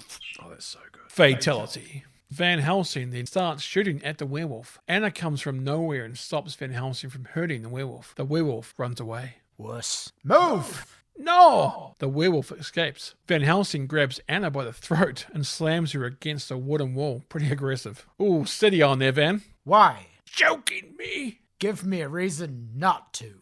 I can't. If people knew... He's not your brother anymore, Anna. Wait. Van knows? You knew? Yes. Before or after I stopped you from shooting him? Before. Anna shoves Van Helsing, and you still tried to kill him. Well, he is a werewolf. You were happy to kill the other one, so what's the difference now? Being her brother doesn't change what he is. He's a werewolf. He's going to kill people. He can't help it. It's not his fault. I know, but he'll do it anyway. Do you understand forgiveness? What is Anna talking about? Her brother's a werewolf. Werewolves kill people. He's no different to a vampire now. Literally. Yep. Need to be said. Had to bring in the old literally. Yes, I ask for it often. They say Dracula has a cure. Literally. If there's a chance I can save my brother, I'm going after it. No, I need to find Dracula. And I need to find my brother. He gave his life for me. He watched Morbius so I wouldn't have to. He's the only family I have left. I despise Dracula for more than you can ever imagine.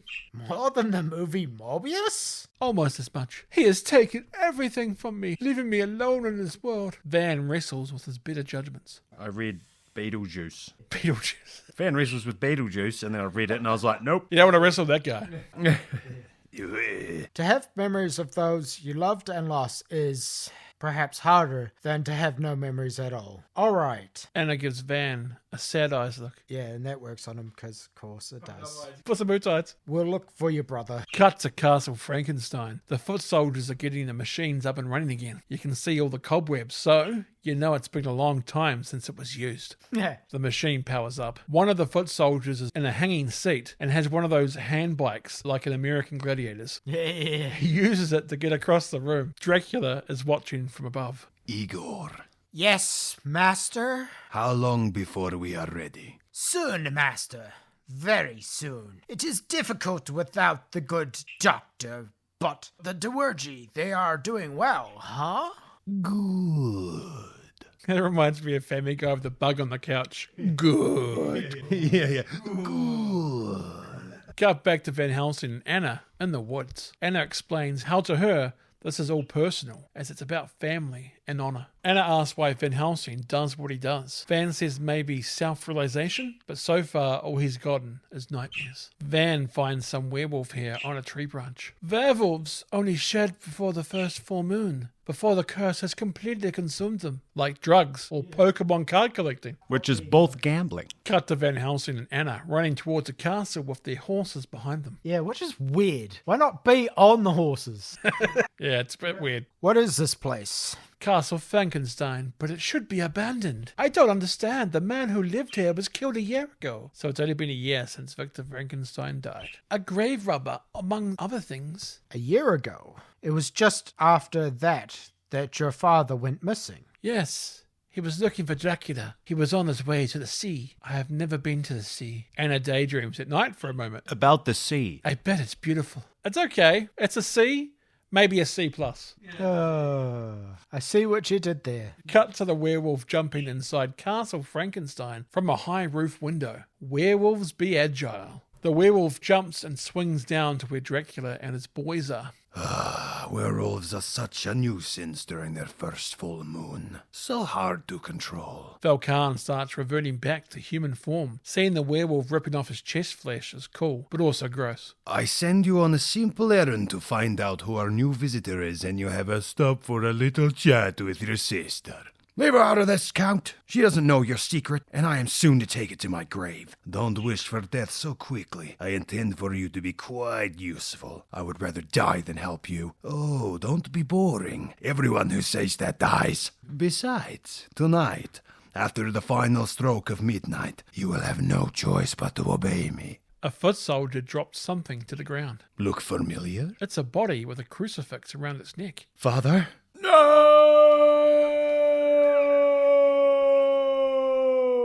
Yes, thank you, Darth Vader. It's funny because I just did episode 3, Revenge of the Sith too, so I'm used to that.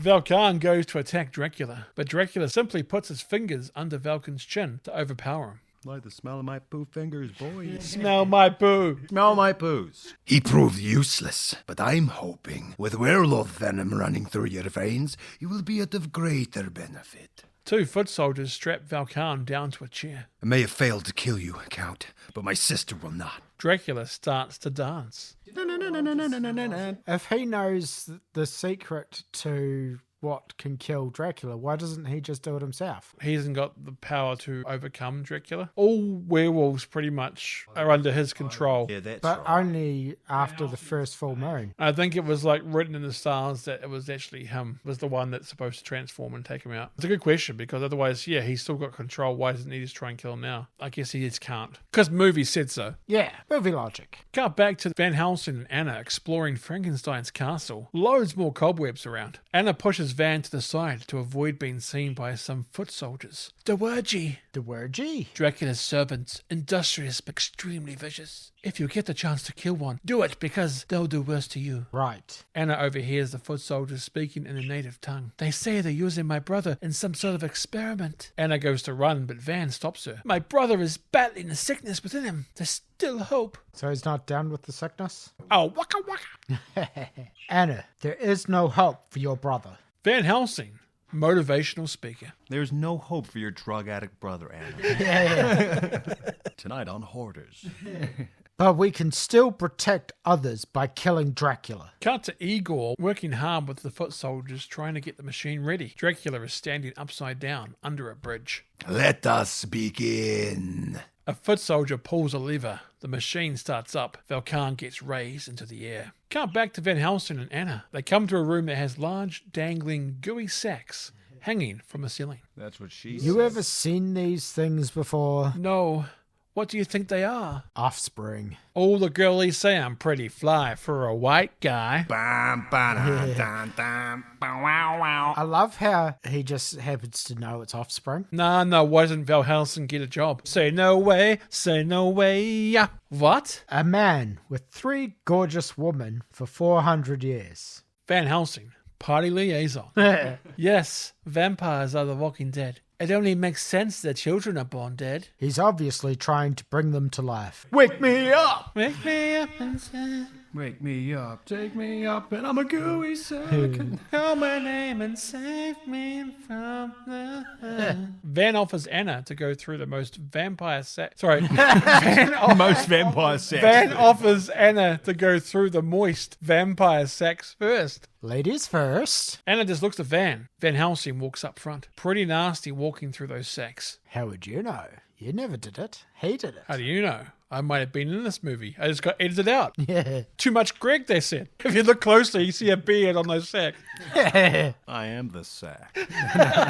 Dracula and his brides only kill 1 or 2 people a month. If he brings all these to life... Shot zooms out to reveal thousands of moist vampire sacks. I hate that word so much. I know, that's why I'm using it. Thousands of vampire sacks. They're all moist. They look like gremlins eggs, though, or alien eggs as well, for the movie Aliens. They're like dripping with goo, yeah. Cut back to Dracula and crew using the machine. So many sparks. I thought it was Goldberg's entrance. Yeah. Valkan is having a shocking time. Electricity is completely overtaking him. Throw the switches. Igor pulls the switch from the machine. Yes, master. An electricity bolt leaves the room and heads through the castle. The bolt energizes the moist vampire sacs. Van Helsing and Anna can now hear multiple heartbeats in the egg chamber. Van touches an egg. When he does, it gives off an electric charge. Van removes his glove. What are you doing? Gonna see what we're up against. Van bare hands an egg, removing its fleshy shell bit by bit. As Van Helsing gets to work on that egg, another egg starts to open up, alien style, behind Anna. You can see a little wee hand coming out. So, this is what you get when vampires mate. As Van pulls his hand back towards the egg, a baby vamp pops out. The other one pops out behind Anna. Jump scare. It is. It's very much like Mummy Returns, those little pygmy warriors in the trees. Cut back to Valkan completely baking and frying with electricity. Multiple electric bolts travel down to the egg chamber. Baby vamps start popping out all over the egg chamber. The brides see their babies from a balcony, along with Dracula. Verona has a baby vamp land in her hand before allowing it to fly away. The brides and Dracula hug in relief and celebration. My Verona. They need to feed. Teach them how. Teach them. Alira and Verona transform and fly in the air with their vamp babies. They fly out of the room. And beg the devil that this time they stay alive. Cut to Van Helsing and Anna watching the vamp babies escape out the windows. This is where I come in. No, wait! Van Helsing starts shotgunning the vamp babies in the air. Dracula sees Van Helsing. Van sees Dracula after blasting a vamp baby in Dracula's line of sight. Now that I have your attention... Dracula growls and flies down to meet Van Helsing. Van starts running away. Yoink! Van Helsing comes to a door that closes in his face. Cut to Carl, back at Dracula's old estate, surrounded by a mountain of books. Yes, well, that's interesting. Carl goes to the window and sees the vamp babies flying in. Well, that's not good. Must warn somebody. Cut back to Van Helsing. Dracula stops flying around. He lands back into human form. I can tell the character of a man by the sound of his heartbeat. Usually when I approach, Dracula starts clapping to a rhythm of a heartbeat that gets faster. I can almost dance to the beat. Strange that yours is so steady. Cut to Anna in the machine room. We must keep the atmosphere electrified. Accelerate the generators. Power the dynamos. The machine starts to shut down. We are losing power. The human is insufficient.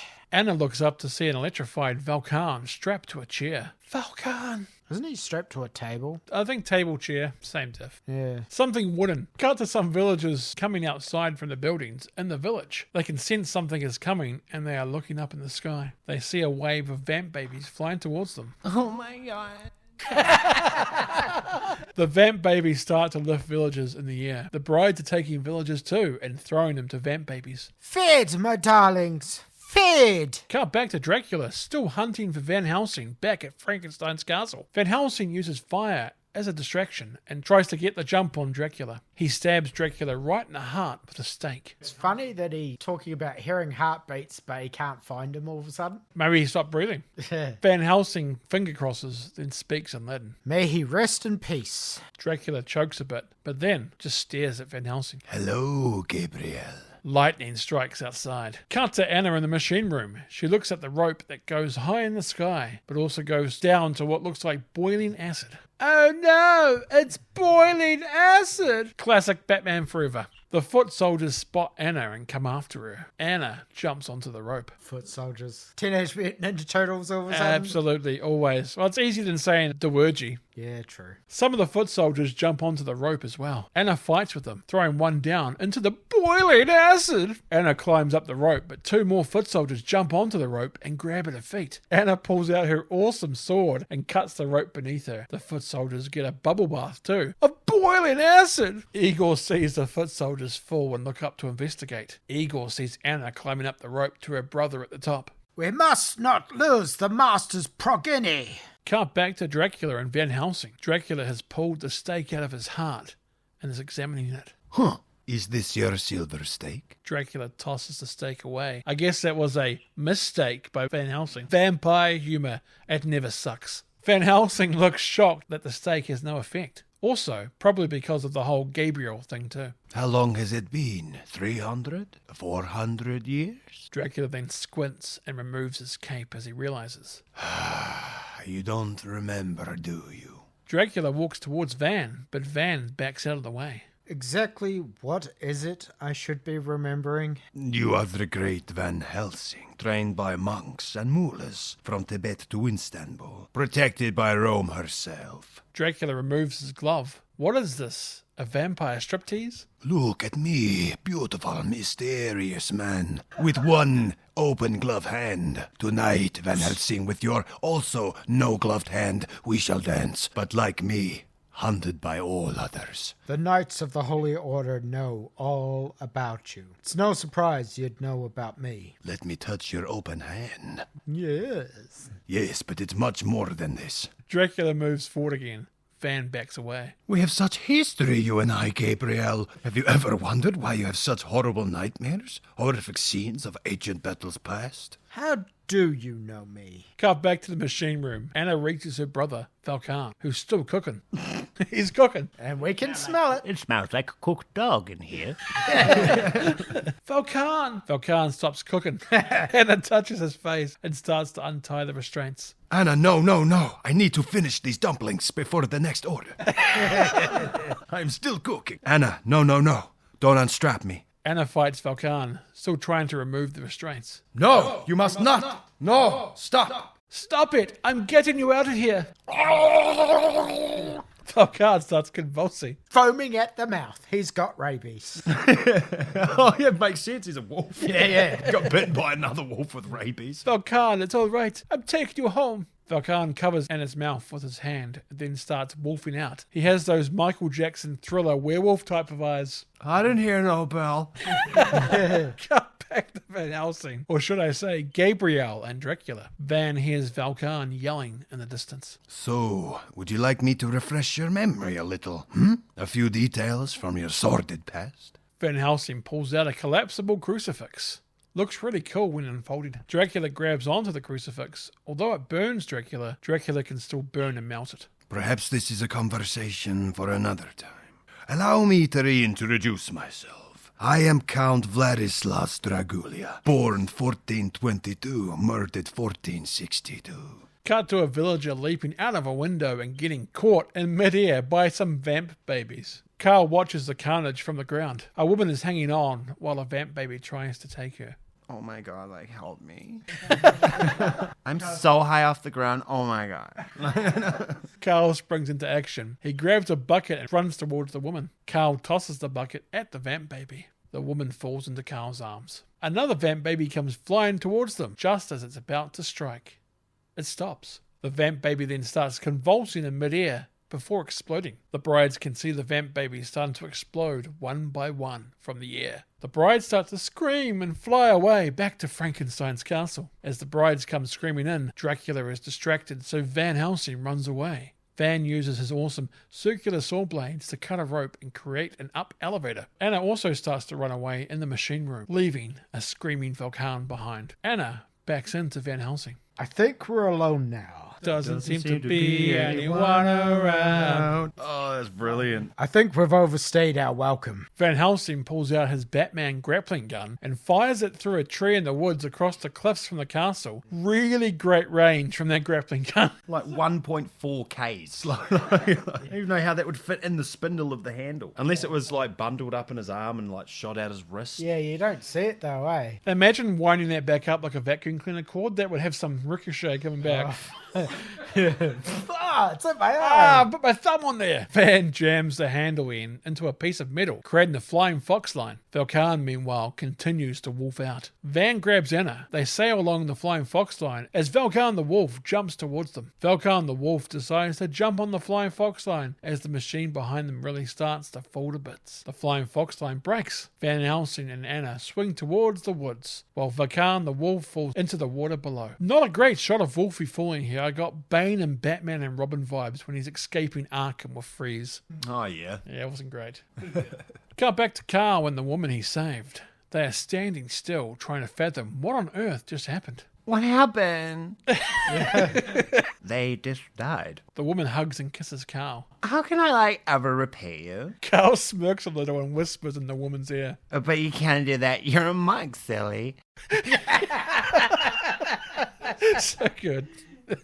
Well, actually, I'm just a friar. The woman smiles in delight. Looks like Carl is about to fry her. Oh, no. Cut back to the brides crying and moaning at the castle. Igor and Dracula are there too. I'm sorry, master. We try and we try, but I fear we are not so smart as Dr. Frankenstein. Truly it would appear that the good doctor took the key to life to his grave. Volkan the werewolf pops up to meet Dracula. Dracula speaks to Wolfie. Hunt them down, kill them both. Cut to Anna and Van Helsing walking in the rain. A great way to catch a cold, that is. Anna explains that Van using the silver stake wasn't the answer. Nothing is. They have all been tried before. Yet later she's surprised by a reflection in the heartbeat that Dracula doesn't have. Of course. My God. No one knows how to kill Dracula. Well, I could have used that information a little earlier. Don't give me that look. Anna walks away a few meters before stopping and realizing that she was wrong. You were right. I'm sorry. He's not my brother anymore. Van takes his hat off and puts it on Anna, as the burnt-out wooden structure they are under is not sheltering them from the rain well. Do you have any family, Mr. Van Helsing? Not sure. I hope to find out someday. Van pulls out a bottle of liquor. Looks to be absinthe. Anna takes the bottle. Here's to what keeps you going. Absinthe. Strong stuff. Anna drinks the absinthe. Van takes the bottle back. Don't let it touch your tongue. It'll knock you on your... As Anna says ass, both Anna and Van fall as the ground collapses beneath them. Oh, crashes everywhere. My legs! Van and Anna fall hard into what looks like maybe a leftover set from the Goonies. A cave-like area with broken pieces of wood around it. It even has bats flying around for a nice Batman reference. It does too. I'd be eating all the bats. Flying around chasing them.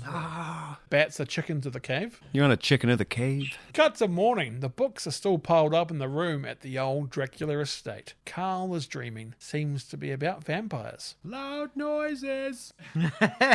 Carl wakes up in a fright. The woman from the night before is next to him. She whacks Carl's arm, which freaks him out more. Carl then looks to see it's the woman. Now I remember. Carl leans against a nearby fixture. Fixture gives way as it reveals a hidden mechanic in the wall, which reveals a secret painting. Two knights fight in front of a nearby castle. There is scripture about the borders of the painting. Carl starts to read it. Even a man who is pure in heart and says his prayers by night may become a wolf, and wolf vein blooms, the moon shine bright or crave another's blood when the sun goes down and his body takes to flight. A bell tolls. The knights in the painting start to move. The knights battle with swords and shields before each of them transform. One is a werewolf, the other a man-bat. They continue grapple fighting. We were talking about this when we were watching it, Jeff. We felt that it was weird because it seemed animated in a place where it shouldn't be animated because it wouldn't have anything back then. But then you said maybe it's Carl, as he's reading it, it's like his interpretation of what's happening, which makes a lot more sense than just a cartoon all of a sudden showing up. Yeah, or a random magic thing considering you never see it again. Yeah, because there's no magic. The closest you get to magic is that door, isn't it? When they fix the piece that Van Helsing has and it makes the door. But there's no sorcery that we've ever seen, really, is there? So Carl gets freaked out by this and runs backwards, knocking the sleeping woman out of the couch bed. And himself. Cut back to the watery caves where Van Helsing and Anna fell. Anna wakes up and starts moving pieces of wood away. Van covers her mouth, insisting she is quiet. There's something down here, and it's carnivorous. There's something down here and it's Carnival. Indeed. I love the smoky mist coming off the cave pool here. Whatever it is, it appears to be human. Van picks up a Bible. Van starts tracking. I'd say he's a size 17, around 360 pounds, 8.5 to 9 feet tall, and he has a bad gimp in his right leg and 3 copper teeth. Van curls his jacket so he can reach for his gun. How do you know he has copper teeth? Because he's standing right behind you. Move! Van Helsing tries to fire, but the big guy throws his gun and Van away. Please, don't come down here. I want to be alone. Get out of my house. Van lands in the misty water. It's Frankenstein's monster from the start of the movie. He's alive! Alive! Oh my god, it's the Frankenstein monster. Monster? Who's the monster here? The monster grabs Anna. I have done nothing wrong, yet your kind will wish me dead. He did the mash. Boom, boom, boom, boom. Soggy Van attacks the monster from behind. As Van pushes the monster against the cave wall, the monster's head pops off and hangs like a door on hinges. Half his face does something similar. It's kind of like those crash test dummies, like when you throw them against things and they pop out and then you can put them back together again. Yeah, pretty much that way. This monster seriously needs one of those hang in there cat posters.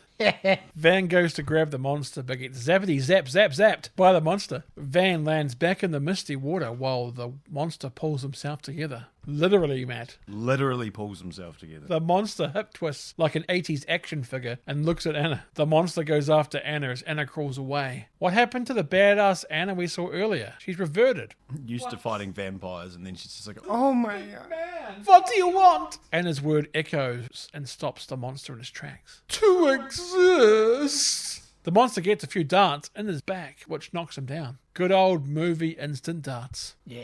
Van Helsing has so many different weapons. Anna runs and grabs a pistol, ready to shoot the monster. Van blocks her. Don't. We must kill it. Wait. If you value your lives and the lives of your kind, you'll kill me. Anna goes to point the gun once again. No. If Dracula finds me, I am the key to my father's machine. The key to life. Life for Dracula's children. Life finds a way. It's chaos.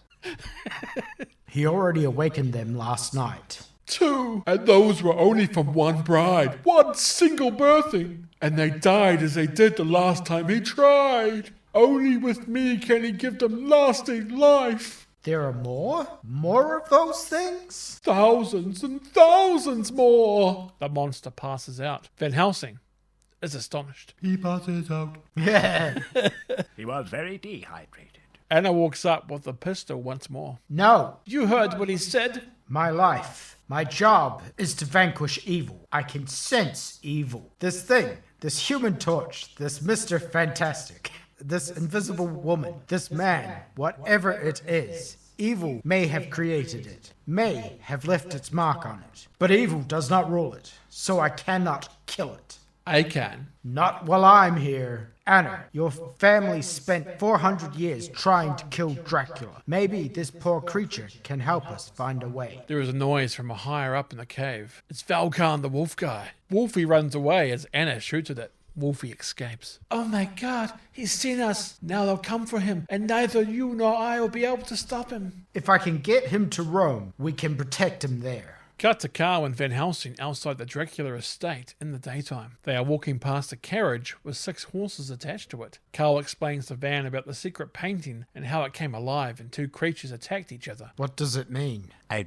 don't know. Listen, Carl, whatever you do, don't stare at him. Anna opens the door to the carriage. The monster is chained and angry inside. I'm staring at him. Is that a man? Van puts his hand on Carl's shoulder and leads him inside the carriage. Actually, it's 7 men. Parts of them, anyway. By exposing me, you have condemned me and all of humanity. Anna shuts the carriage door. Nothing is faster than Transylvanian horses, not even a werewolf. Can Superman outrun the carriage? Sure, kid.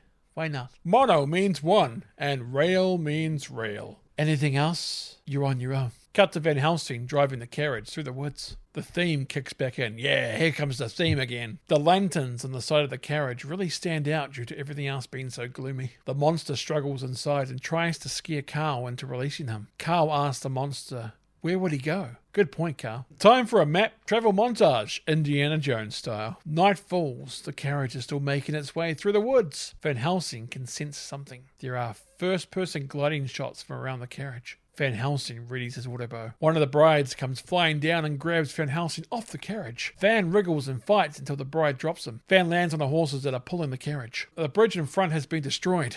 The carriage is heading for doom. Van starts leaping on the back of the horses to try and get back to the carriage. The music here is very mummy-like. Van lands back on the front of the carriage, only to be grabbed by Alera, the other bride. Van gets flipped and thrown in between the horses, hanging on for dear life. The carriage comes speeding towards the destroyed bridge and flies over it. Transylvanian horses be built different. Van uses the flying moment to leap onto the back of the horses. The carriage falls at the bridge gap. We must not let the creature be destroyed.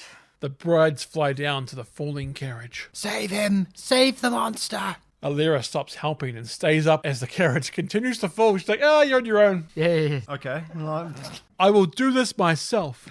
Verona rips the carriage door off, only to find that the carriage is empty. It was all a ruse. As Van rides the horses, he looks to his right. In the woods, you can see Anna driving a second carriage. This one has Carl popping his head out the door to show it's the actual one this time. Verona, still at the other carriage, notices a bunch of silver stakes in it. Whoops, big mistake, Verona. Verona takes off, but as the carriage hits the ground, the explosion sends stakes flying through the air. Some of the stakes penetrate through Verona's body. Verona starts to burn into ash as she falls down into the fiery blaze below. I'm not feeling too good, Mr. Stark. Meanwhile, Van catches up to Anna's carriage and leaps from his horses onto the seat next to Anna. Just as Valkan the wolf boy leaps and attacks from the front. Anna and Van leap to the sides of the carriage as the wolf lands on top, causing a lantern to smash and the roof to be set ablaze. Van's legs are dragging on the ground. Anna talks to Carl from the side window. She's clinging on while the carriage is right on the edge of a cliff. It's like, why is that path right on the edge of the cliff? Yeah. If all this forest that you could have chosen a path for, right on the edge. Easiest place for the vampires to fly over as well. Yeah, it's an open space. Not through the trees. What are you doing out here? Don't let go! Van's handle that he's been holding on to starts to break. The back wheel of the carriage is not far from between his legs. Van starts banging on the door for Carl. Now Carl has people needing help from both sides of the carriage. What to do? What to do? I can help! You won't kill me? Only if you don't hurry! Cut to Van's handle breaking. Van starts to fall when he is grabbed. The monster saves Van Helsing's life. The monster tosses Van back to the front of the carriage. Just when things seem to be calming a bit, well, at least as calm as it can get when you're riding Transylvanian horses with a carriage that has a blazing fire on top in the middle of the night. Close to the edge of a cliff. Close to the edge of a cliff. When suddenly Wolfie comes back. He climbs the window from behind the monster and looks at Van and Anna from the fiery top of the carriage. Fire looks excellent in 4K. Carl and Anna jump from the fiery carriage. Van does a slow-mo leap with 2 pistols. He points them while diving at an incoming Valkan, the wolf guy. Van Helsing fires at Wolfie. The horses detach from the carriage and continue to run. The carriage blows up in an 80s-style explosion. Again and again and again from multiple angles. Is the monster dead? We don't know. Cut to Anna walking through the woods. It's early morning. The sun is starting to come up. Anna sees something. Valkan! Anna runs to a human Valkan. Anna, Valkan is shaking. forgive me. Valkan is dead. Literally, though. Hey, sister, I'm sorry. I will see you again. Anna sees Van approaching. He looks wounded. You killed him! Didn't Anna just agree that Valkan needed to be stopped? Literally. Van just can't win. Anna starts hitting him. You killed him! Now you know why they call me murderer. Anna notices a wound behind Van's coat. Oh my god. You've been bitten. I got bitten by a drunk guy once at one of my old jobs. It didn't turn into anything cool though. Just a court appearance for them.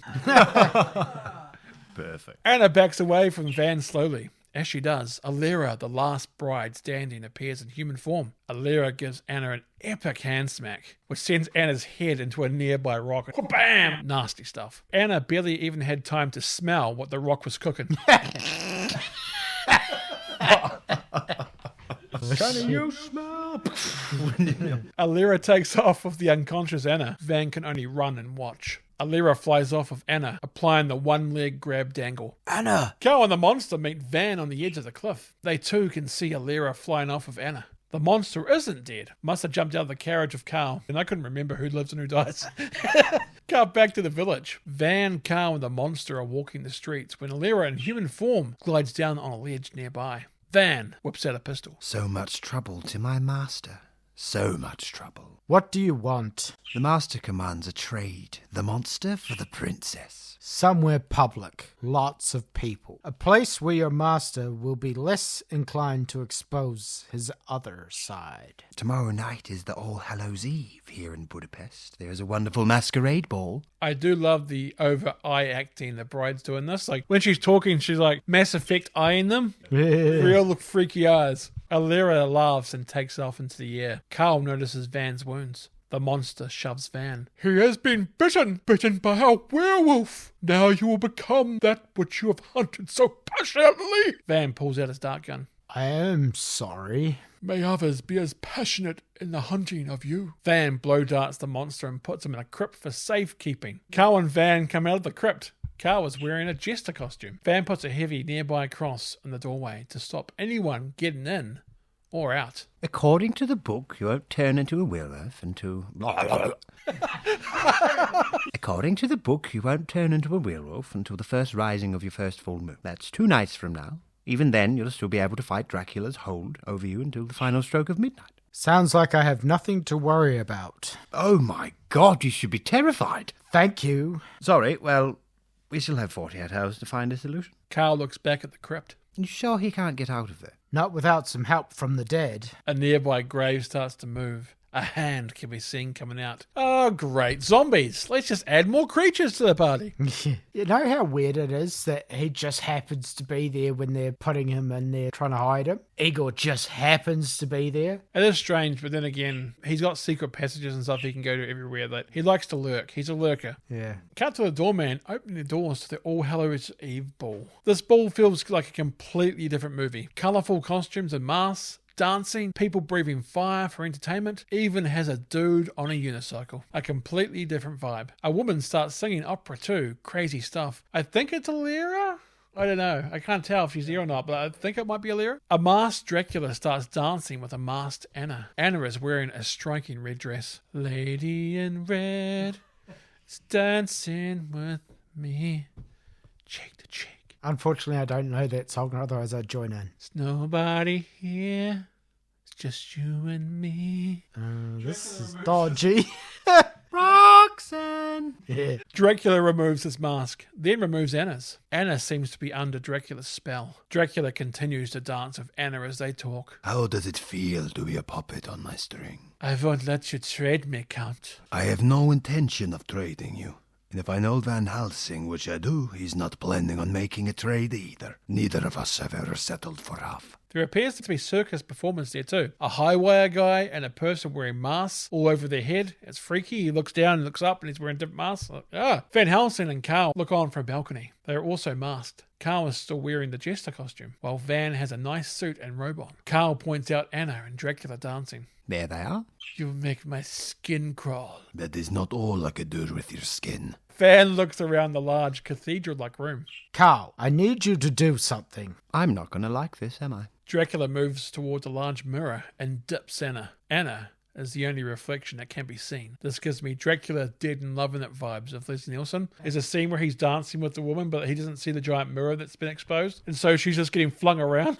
Really crazy. Don't we make a lovely couple? Oh my God. I'm looking for a new bride, Anna. Someone strong and beautiful. Cut to the high wire guy swinging through the air. You hear a violent noise, then notice that Van is now on a high wire bar, swinging around. One brief moment of pain and we could be together forever. Van leaps from one high wire to another. Carl's at ground level, looking on. You have no heartbeat. Okay, so Anna's family has been hunting Dracula for generations, yet Anna seems to be shocked by the no reflection thing and the fact that Dracula has no heartbeat. What kind of research has she been doing?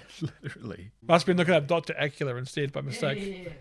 You need to study more, Anna. Perhaps it just needs to be rekindled. Dracula CGI transforms his face to reveal his vamp teeth. Van comes off his high wire and slices a rope to swing with a circular blade. Carl pushes fire-breathing guy onto Dracula, causing him to burn. While Dracula is distracted with fire-breathing guy, Van swings in and picks up Anna. They swing to a nearby balcony. And like when you see Dracula, he grabs the fire-breathing guy and just throws him. Throws him to the roof. Red doll. Get out of here. Anna, wake up. Anna shakes her head to regather her senses from being under Dracula's influence. Dracula starts calling out, which echoes through the room. Gabriel, oh Gabriel. Van walks over to the edge of the balcony. Oh Gabriel, welcome to my summer palace. Igor comes in with the monster in chains on a wooden carry plank. We have a master. Ah, so it was Igor in that grave. Glad we didn't have to deal with zombies in this one as well. The monster is screaming at the wretched undead. I shall have my revenge! Van is distraught that they found the monster. Now that everything is as it should be, ladies and gentlemen, I give to you Van Helsing. The partygoers all start transforming into vampires. Van and Anna run into a room that Carl was already in and close the door. Carl pulls out his light bomb. Now I know what it's for. Anna and Van charge towards Carl. Where are we going? Through the window! The three heroes smash through a stunning stained glass window. The colours do really pop when they show up in this film. The vampire partygoers come charging into the room that Van and the team were just in. They left the light bomb behind, armed. The bomb goes off, which creates a massive surge of bright light through the castle, destroying the vampire partygoers, similar to the UV bombs in Blade 2. Van, Anna and Carl crash into the water below Dracula's summer castle. They pop up in the water. Carl, you're a genius. A genius with an access to unstable chemicals. Igor and the foot soldiers cast a dinghy off nearby the swimming heroes. The monster is chained and bound on the dinghy. Swear to me. It's coming up. Van starts to swim towards the dinghy. Igor talks to the monster. Say goodbye to your little friends. The dinghy goes through an archway. A gate starts to come down. Van doesn't make it, though, through the gate in time. Van shouts out from the other side of the gate to the monster. I'll find you. I'll get you back and set you free. I swear to God. Swear to me. Had to put that Batman in, of course. And then JB's like, swear to me. Yeah. JB's like, no, stop it. Anna and Carl join Van at the gate. I must save him. No, you can't. Why? I cabled Rome earlier to appraise him of your situation. What did they say? Even if you somehow kill Dracula, the Rome orders you to destroy Frankenstein as well. He isn't evil. Yes, but they say he isn't human either. Do they know him? Have they talked to him? Who are they to judge? They want to destroy him so he can never be used to harm humanity. And what of me? Did you tell them what I've become? Did they tell you how to kill me? Van grabs Carl by the throat and raises him up. The correct angle of the stake as it enters my heart? Van's eyes start to turn yellow. The exact measure of silver in each bullet? Stop! No. I left you out. Van releases Carl from his grip, then starts to growl and thrash around. I'm sorry. Carl nods. Poor Carl. He didn't deserve that. It's starting. No way. You sure? Couldn't tell. Carl back to Castle Frankenstein in the daytime. Anna, Van, and Carl run in to find that the castle is abandoned. They must have taken all the equipment to Dracula's lair. Wherever that is. Oh, check it out. Found this free Summers Castle, bro. Van picks up a piece of metal science equipment and throws it against the wall. Got that wall strength now. Look, there's still time. Dracula can't bring his children to life until the sun sets. The sun sets in 2 hours. We've been looking for him more than 400 years. Whose fault's that, Anna? Honestly, come on. Dracula, the greatest hide-and-seeker ever. Yes, well, I wasn't around for those 400 years now, was I? Carl is certainly humble. Cut to Van, Carl, and Anna back at the old Dracula estate. Count Dracula was actually the son of Valerius the Elder, the son of your ancestor. Everybody knows that. What else? When you look in a mirror and you're a vampire, Anna, there's no reflection, and you should have known this before we stepped into your lair. Ah, well, all right. Well, according to this rubbing, it all started when Dracula was murdered. Moided. Started Dracula was moided. Ah, well, all right. Well, according to this rubbing, it all started when Dracula was murdered. Do you know who murdered him? No, there's just some vague reference to the left hand of God. And in 1462, when Dracula died, he made a covenant with the devil. Play the best song in the world. I'll eat your souls. And was given a new life. But the only way he could sustain that life was by drinking the blood of others. Excuse me, are you going to let me tell the story? Anna and Van both say sorry. And your ancestor, having sired this evil creature, went to Rome to seek forgiveness. And that's when the bargain was made. He was right to kill Dracula in return for eternal salvation of his entire family, right down the line all the way to you. But he couldn't do it. As evil as Dracula was, my ancestor couldn't kill his own son. So he banished him to an icy fortress, sending him through a door from which there was no return. And then the devil gave him wings. Yes. All right. So where is this door? I don't know. Anna and Van both look at Carl in disappointment. But when your ancestor couldn't kill his son, he left clues. Carl pulls the fixture lever he found before, which reveals the painting with the 2 knights in the castle. So that future generation might do it for him. That must have been why my father was looking for in here. Clues to the door's location. Van has a thought, a ponder, a realization, a moment of clarity. The door. The door, of course. Van hands some of the scriptures Carl's been talking about back to Carl and starts walking off. You said your father spent hours staring at this painting, trying to find the lair. Van leads them to the big map painting on the wall. Literally. I think you were right. Quite literally. Van points to the map wall. I think this is the door. He just didn't know how to open it. Maybe it's the Elvish word for friend? Bella. Look, a Latin inscription, maybe it works like the painting in the tower. The 2 towers in which Sauron have taken down. If this was a door, my father would have opened it a long time ago. Anna, this isn't a time for a dick measuring contest. The bottom left corner reveals a piece to the map missing. Yeah, well, my dad. I can't finish the inscription, there's a piece missing. Van smiles, remembering what the cardinal gave him earlier. Van pulls out a scroll with the missing map piece inside. Your father didn't have this. Dick measured Anna. Where did you get that? Maps ahoy. It was in the map district of the mall. Carl, finish it. Carl puts the missing piece of the map back on the wall. Fits like a glove. Like a glove. Carl finishes the inscription in Latin. In the name of God, open this door. The map starts to freeze over and you can see the heroes in the wall like a mirror. A mirror? Dracula has no reflection in the mirror. Yes, we know, Anna. You know why? Because we did our research. Yeah. But why? Maybe to Dracula it's not a mirror at all. Van Helsing sticks his fingers into the mirror, Matrix style. The mirror gives way to Van's touch, seeming to freeze around his fingers, but at the same time allow him to pass through it. It's cold. And it's snowing. Van grabs a handy nearby torch. See you on the other side. Van is about to walk through when Anna puts her arm out to stop him. Be careful. Van steps through to the other wintry side of the mirror. Van looks to see Anna coming through the mirror behind him. Castle Dracula. A big wintry ice palace is in front of them. Van and Anna look behind them. No Carl?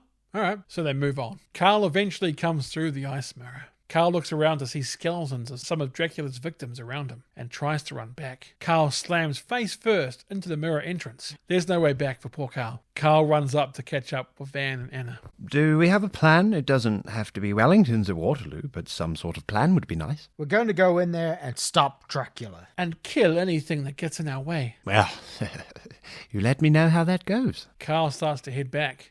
Van Helsing grabs onto Carl's robe, then he grabs Anna on the back of the shirt. Van then werewolf jumps up the side of the castle doors and through an opening just above them. They land on the other side of the doors. I'm watching this before, Matt, you're saying, how do you not break their ankles at least? 100%. After they land, Van starts wincing in pain. The transformation is trying to come out of his body. Both all have broken ankles now. And shattered my tibia and shunted my hip into my pelvis. Thank you, Helsing. Wonderful, Gabriel. That doesn't seem like a good thing. Van then returns to normal. Inside the palace is a long hallway of pillars and torches. Oh, and thousands of vamp baby eggs hanging high in the rafters. So are all those moist, hanging sacks? Yes. Yes. And inside them are... Igor then just rocks up in front of Van, Anna, and Carl. with his cables. Oh, God, you guys have got here? What are you guys doing here? How did you find... It's impossible! Igor starts to run away. Van Helsing pulls out one of his circular blades and throws it at Igor. Igor is stuck to the wall by the circular blade. Van goes up to the pinned Igor. Please don't kill me! Just another Benny. Benny, you know when I told you I'd kill you last? I lied. Why not? Well, I love that. He's like, give me a reason why I shouldn't kill you. He's like, the monster screamed. Which can be heard through the castle. The team look through a nearby gate and see the monster encased in a block of ice with only his head poking out. Kind of looks like Violet in the Willy Wonka and the Chocolate Factory movie when she's getting It's rolled just around. the big ball, yeah. There is a loud scream.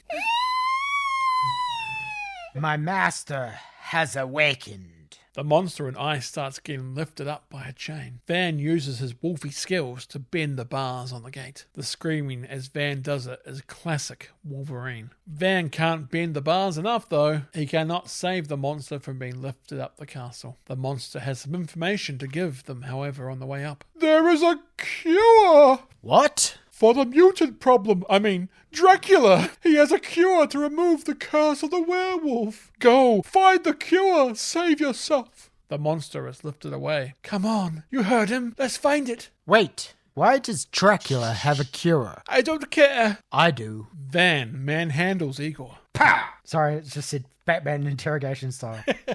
Why does he need one? Why? Because the only thing that can kill him is a werewolf. The painting, that's what it meant. But Dracula's been using werewolves to do his bidding for centuries. Yes, but if one had ever the will to turn on him, he'd need to cure... Yes, but if one had ever had the will to turn on him, he'd need a cure to remove the curse and make him human before it bit him. Why didn't the brother do that? Literally. He didn't have the willpower, wasn't strong enough. Oh, to fight it, yeah. He knew he couldn't fight it, this way he gave up. Van grabs the circular blade from Igor's clothes, which frees him. You're gonna take these two and lead them to the antidote. No, I'm not. Van manhandles Igor a little and gets wolfy growly at him. Yes, I am. I love the turnaround, eh? Here's the plan. When the bell begins to toll midnight, you'll be able to kill Dracula. We just need to find the cure and get it into you before the final stroke. Are you insane? What kind of plan is that? Van tells Anna and Carl to clip off all of Igor's fingers if he thinks about deceiving them. Van hands Anna a finger clipping device. Van has so many different weapons. I'll clip off something. Anna means his gonads. I bet it's not a finger clipping device. I bet it was Mr. Hyde's cigar cutter. Oh, a cigar cutter. Yeah, it was probably a cigar cutter. Mr. Hyde, because he was large. He probably, yeah. He probably made one. Thought it might have been a medieval circumciser. Yeah, it could be too. Oh, Foot be gone! Infection be gone! the tower over there. That's where it is. And what about the other tower? Van asks Anna for the finger clipper back. That is where we reassembled the laboratory. Would I lie to you? Would I lie to you? Not if you want to live. Van throws Igor down. Now, if I'm not cured by the 12th stroke of midnight, Van pulls out a retractable silver spike. I don't think I could. you must. Carl nods and takes the silver spike from Van. I don't like this plan. We don't have a choice. Just don't get killed. Ooh, yeah, about that. Nah, we can't. We can talk about that later. You still don't understand. You always fear, but you don't understand. It doesn't matter what happens to me. We must save my family. Anna tries to run, but Van grabs her. If you're late, run like hell. Anna tries to run again, but again, Van grabs her. You can feel the passion in the air. Don't be late. Anna and Van Helsing smooch. Wonder if he's using werewolf tongue. Now go. Go! Van whispering, now go! Go! Get out of here! Van watches Anna. Carl and Igor run off to get the cure. Van starts to head in the opposite direction. Cut to Dracula walking through some doors. Lightning strikes. I thought they were in a snow realm. Can't have lightning storms and snowstorms at the same time, can we? It's kind of weird. No, they can. You just don't want them to. Starting to feel this vampire werewolf monster movie is getting a little unrealistic. Dracula walks around as the foot soldiers work to get the machine up and running. The monster is on a table in the middle of the room. He's all thawed out. The monster yells at Dracula. Is that Thor, little buddy? I'm sorry, is that too tight? What are you complaining about? This is why you were made, to prove that God is not the only one who can create life. And now, you must give that life to my children. The monster is raised up through the roof of the castle and out into the rain. Okay, it is raining after all. I'll give him that, alright? Cut to Van running up the stairs like they're nothing. Van finds a chain that is hanging down a deep shaft. Van leaps onto it so he can climb to the top of the castle. Like it's nothing. He just uses his arms, not even legs. If you thought his stair running was impressive, then check out his chain climbing here. Insane. Like commando chain. Like, if that was him chasing you up a rope, I'd just jump. It's like Ninja Warrior stuff. Cut to Anna, Igor, and Carl making their way through the tower. Anna gives Igor a reminder of what could happen by showing him how the finger cutter works again. It would cut off your whole wrist, bro. They come to a room. There it is. There is a clear bubble with a syringe inside it. The syringe is filled with a red liquid. The red really pops in 4K. Igor goes to walk towards it. Anna stops him. I'll go first. Anna walks towards the syringe bubble while Igor stands behind Carl as they look on. Igor kicks Carl in the back, then locks Carl and Anna in the syringe room by pulling a gate lever. Stay as long as you like. You tried to get Igor, but Igor get you. I like that when he's running away. You tried to get Igor. Igor got you. Igor runs away laughing. Cut to Van climbing to the top of the chain. Van is in the machine room and looks to see the foot soldiers hard at work. Van looks up to see the monster in the elements, strapped down to a table. See, this time it's a table. You happy, Jeff? Last time it was a chair, but you said, isn't that a table? You were right, but I'm being angry for no apparent reason. Take that, Jeff. Take that for being right. How dare you? Van starts to wolf climb up the room. A foot soldier sees him, so Van goes over and smashes its face into a wall. This is where you see the foot soldiers have little piranha-like teeth. Van launches the piranha foot soldier out the window into the depths below. Cut back to Anna and Carl in the syringe room. They are staring at the bubble. Go ahead. Grab it. You go ahead and grab it. If there's one thing I've learned, it's never to be the first one to stick your hand in vicious material. Alira comes pooping. Vampire screaming. Hot, hot, hot, hot, hot, hot, hot. Alira comes popping in from behind, vampire screaming. Did I scare you? No. Fun fact that I should have mentioned earlier, the actress who plays Alira in Van Helsing is the actress who plays Dr. Poison in the first Wonder Woman film. And then maybe I need to try a little harder. Anna pushes the syringe bubble over, which turns out to be glass. The substance inside splashes into Alira's face. The syringe is now rolling around the floor. Get it! Get it! Anna grabs a broken part of the glass bowl and throws the acid-like substance onto the gate.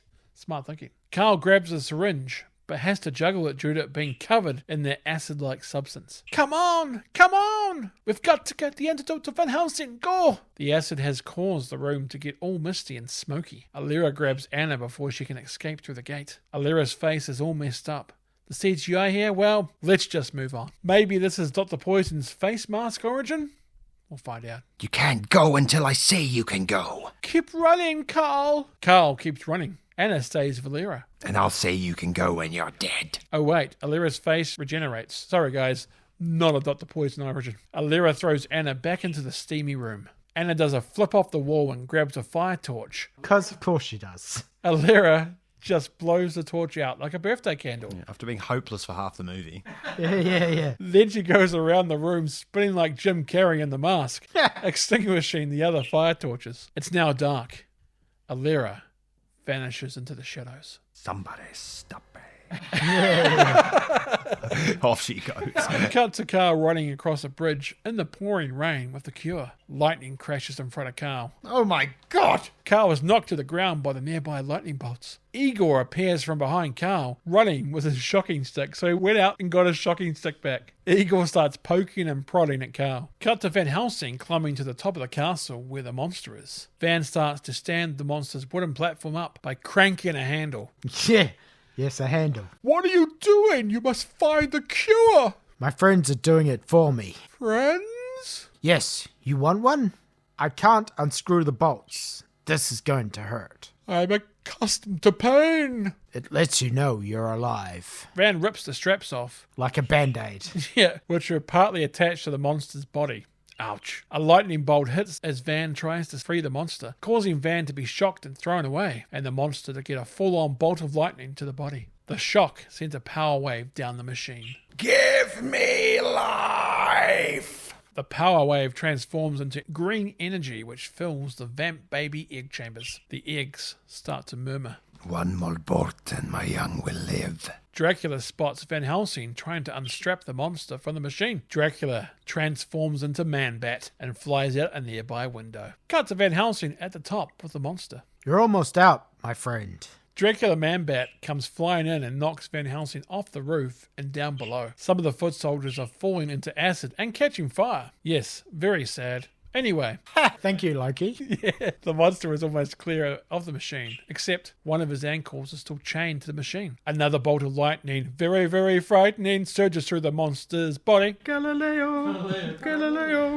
Let me But go. you're not supposed to die. This sends another wave down and gives life to the vamp babies. The eggs start to hatch. Thousands of vamp babies start to leave the castle. The bolt energy eventually frees the monster from the machine as the ankle chain breaks and throws the monster away. The monster is left trying to cling to the side of the castle roof. The monster slips. The tracking falling shot is cool. The monster manages to grab a cable on the way down. Slips. Falls some more before grabbing another cable. The monster spots Igor chasing Carl with his shocking stick while hanging high above. The cable the monster is hanging onto gives way, which causes the monster to swing down low under the walkway Carl is on. The cable causes a clothesline across the walkway. Carl ducks. Igor doesn't and gets hit by the cable and knocked down to his watery grave. Would have split him in half. Ghost ship style. Yeah. That would have been great. I don't know why. It always amuses me that on the way down, Igor keeps activating the shocking stick as he keeps charging it like, Cut to Anna still in the darkened room with Alira. Lightning reveals a hanging Alira behind Anna. Alira goes into Mortal Kombat style X-ray vision mode and can see all of Anna's blood vessels pumping through her skeletal body. Alira glides around, taunting Anna. Alira then hits Anna with a nasty backhand. Completely smacks her. Nasty. Cut back to the monster hanging from the cable. Carl appears on the bridge edge just above the hanging monster. Help me! But you're supposed to die. I want to live! Carl makes a decision, not as a man of faith, but a man of conscience. All right. Cut back to Anna on the ground, bleeding from the mouth and head. Alira picks up Anna by the throat and transforms into the white bride creature. Be happy in the knowledge that I shall weep over your dead body. Alira does the Gene Simmons tongue thing and licks Anna's face. Cut back to Carl helping the monster. Hang on, I'll swing you loose. Carl pushes a heavy torch lamp off the side of the bridge. This frees the cable so the monster can swing away. The mummy-like music kicks back in. Cut back to Alira about to bite Anna when the monster comes crashing through the window, knocking over Alira in the process. Cut back to Van Helsing, recovering from falling about 10 stories. A bunch of foot soldiers are running around on fire, as well as being killed in other horrendous ways. Dracula Man-Bat comes flying in from behind a stumbling van. Dracula lands and goes back to human form. You are too late, my friend. My children live. Then the only way to kill them is to kill you. Correct. Van smiles gleefully. So be it. Van removes his coat and turns to see a giant clock hit midnight. The bell tolls. 1. Van drops to his knees and starts screaming. Must have forgotten to tape the big game. Yeah. Van rips his shirt off in preparation to transform. No, this cannot be. My TV DVD is at full. I need to delete something. Van's transformation is quite different to Valkan's. While Valkan had to tear the fish away, Van just seemed to drop off to reveal Van Helsing. I guess this was because Valkan was fighting the change while Van Helsing allowed it to happen. Dracula laughs in an attempt to bluff Van Helsing into thinking he was in control, I guess. We are both part of the same grand game, Gabriel. But we need not find ourselves on opposite sides of the board. Van Helsing is not buying it and growls at Dracula. Dracula transforms into Man-Bat. Van Helsing and Man-Bat fight. Helsing slamming Man-Bat's back, while Man-Bat gets some swipes in on Van Helsing. Dracula Man-Bat starts to get the upper hand with some throws and kicks to the back. Man-Bat then starts to fly away. Van Helsing, though, werewolves up the castle walls, chasing Man-Bat. And it does nothing for this whole next scene. Stood there go, oh. It's getting beaten up. Helsing grabs Man-Bat as they both crash into the machinery. Cut back to Anna, getting to her feet. The monster is gathering himself too. Alira comes flying in at Anna, only for the monster to grab her feet, stopping her. You think she's better grab her, and she grab her by the feet. Good one, monster. Anna gives her a cheeky backhand, for good measure. Go and help Van Helsing! The monster hammer throw swings Alira into a wall. Pretty hilarious. While Anna just stands there like a goof. No! Thank you. The The monster is overcome with emotion for a moment before turning to face the downed Alira. Anna runs away out a nearby window. Anna removes her belt by a nearby cable. Cut to Carl still running over the bridge. The bridge is struck by lightning in front of Carl, which destroys part of the bridge. Carl has nowhere to go, but spots Anna in the window, and somehow in the pouring rain, lightning striking and about 500 meters away, he perfectly yells to her. Oh my God, Anna! I need a little help! Anna prepares herself while Alira and the monster fight behind her. Hurry! I need a little help. All right. Let's go. Now. You're diddly-daddling. Anna swings down, does a wee flip, then grabs onto another cable to continue her swing. In the pouring rain, of course, like full grip. Easy, yeah. Throw it to me, Carl. Oh, that's weird. Throw it to me, Carl. Throw it to me, Carl. Throw it to me, Carl. Carl throws the perfect throw to Anna, who catches the cure syringe. Just almost goes into her armpit, though. She's like, yeah, holding it like that. And I'm like, oh. Oh, that'd be nasty. Yes. Alira comes flying in on the swinging Anna. Anna is smacked over to a near wall. She hits the wall several times before desperately trying to grab onto the side ledge. Carl finds a narrow edge to make his way across the broken bridge. Cut back to Dracula once again in human form. You are being used, Gabriel, as was I. Van Wolfsing stumbles out from some crushed machine parts. But I escaped. So can you. Van Wolfsing goes after Dracula, who runs and transforms back into Man-Bat. Man-Bat tries to fly away again, but Van Wolfsing jumps and grabs him. They fly fight for a bit, eventually hitting the ground. Man-Bat flies up to a nearby ledge and transforms back into human form, struggling to catch his breath. Van Wolfsing whips out his wolfy claws from his hands and scratches down a nearby wall like, hey, what do you think of these? These are iron ore. Adamantium, possibly. Cut back to Anna on the wall edge. Alira comes flying in, lands back into human form next to Anna. Anna, my love, it is your blood that should keep me beautiful. What do you think of that? A stake gets thrown nearby as Alira laughs. Anna stabs Alira through the heart. I think if you're going to kill someone, kill them. Don't stand there and talking about it. Monologuing. You sly dog, you got her monologuing. And this line where she says, if you're going to kill someone, do it. Don't just stand there talking about it. Very similar to a line from Die Hard as well. Hey, mister, next time you have a chance to kill someone, don't hesitate. And then Bruce Willis like, bang, bang, bang. Alira screams for a bit before exploding. The stake comes flying right beside Carl's head and hits a wall. As he explodes, her face comes towards the camera. Yeah. Oh, That nasty. would have been awesome in 3D. Yeah, that would have been cool. Carl and Anna head nod. Job well done. Cut back to Van Wolfsing, jumping up to the same level as Dracula. Don't you understand? We could be friends, partners, brothers in arms. Man-Bat tries to fly away, but Van Wolfsing grabs him. Van Wolfsing has Dracula by the throat, ready to give the killer blow, when suddenly Van transforms back into human form. Van, looking like Tarzan now, or George of the Jungle, leaps away down to the lower levels. Dracula transforms back into human form above. Dracula feels the claw wounds on his face and tastes his own blood. Probably tastes like Count Chocula. Dracula sees the clouds covering the moon outside and smiles. Did I mention that I was made of raspberry Kool-Aid? Did I mention that it was you who murdered me? What a twist! It must be such a burden, such a curse to be the left hand of God. Better than being the right hand, he's a wanker. Oh, no. Dracula teleports down behind Van. All I want is life, Gabriel. The continuation of my kind and perhaps the return of my ring. Dracula shows his right hand. He's missing a chunk of his ring finger. Van's ring is actually Dracula's ring. He properly just bit off his finger, didn't he? Yeah, he did. He did it like Gollum style in Lord of the Rings. Dracula moves towards Tarzan Helsing, who slowly backs away. Don't be afraid, Tarzan. We will take you back to the mainland. You just need to show us where the gorillas are. Don't be afraid, Gabriel. Don't be afraid. I shall give you back your life, your memory. Some things are better left forgotten. That should be the tagline for the Morbius movie. Van growls and bends down to reveal a window where the cloud cover is moving, revealing the moon. Van quickly transforms back into Van Wolfsing, while Dracula transforms into Man-Bat. Wolfsing spear tackles Man-Bat and rips into Man-Bat's throat with his fangs. Dracula cries out in pain as his centuries-old body starts to decay in front of our very eyes. The vamp babies that are still making their way out of the castle start to explode one by one, like bugs on a windshield. Yeah, it is almost pop, pop, pop, pop, pop, pop. Anna enters the room and sees Van Wolfsing. Anna charges at Van Wolfsing with the cure syringe in hand. As Anna is almost there, Wolfsing sees her running and Nunzio spears her into oblivion. Yep. Carl runs to see Van Wolfsing over Anna's body. Carl readies the big silver spike, ready to stab Van Wolfsing.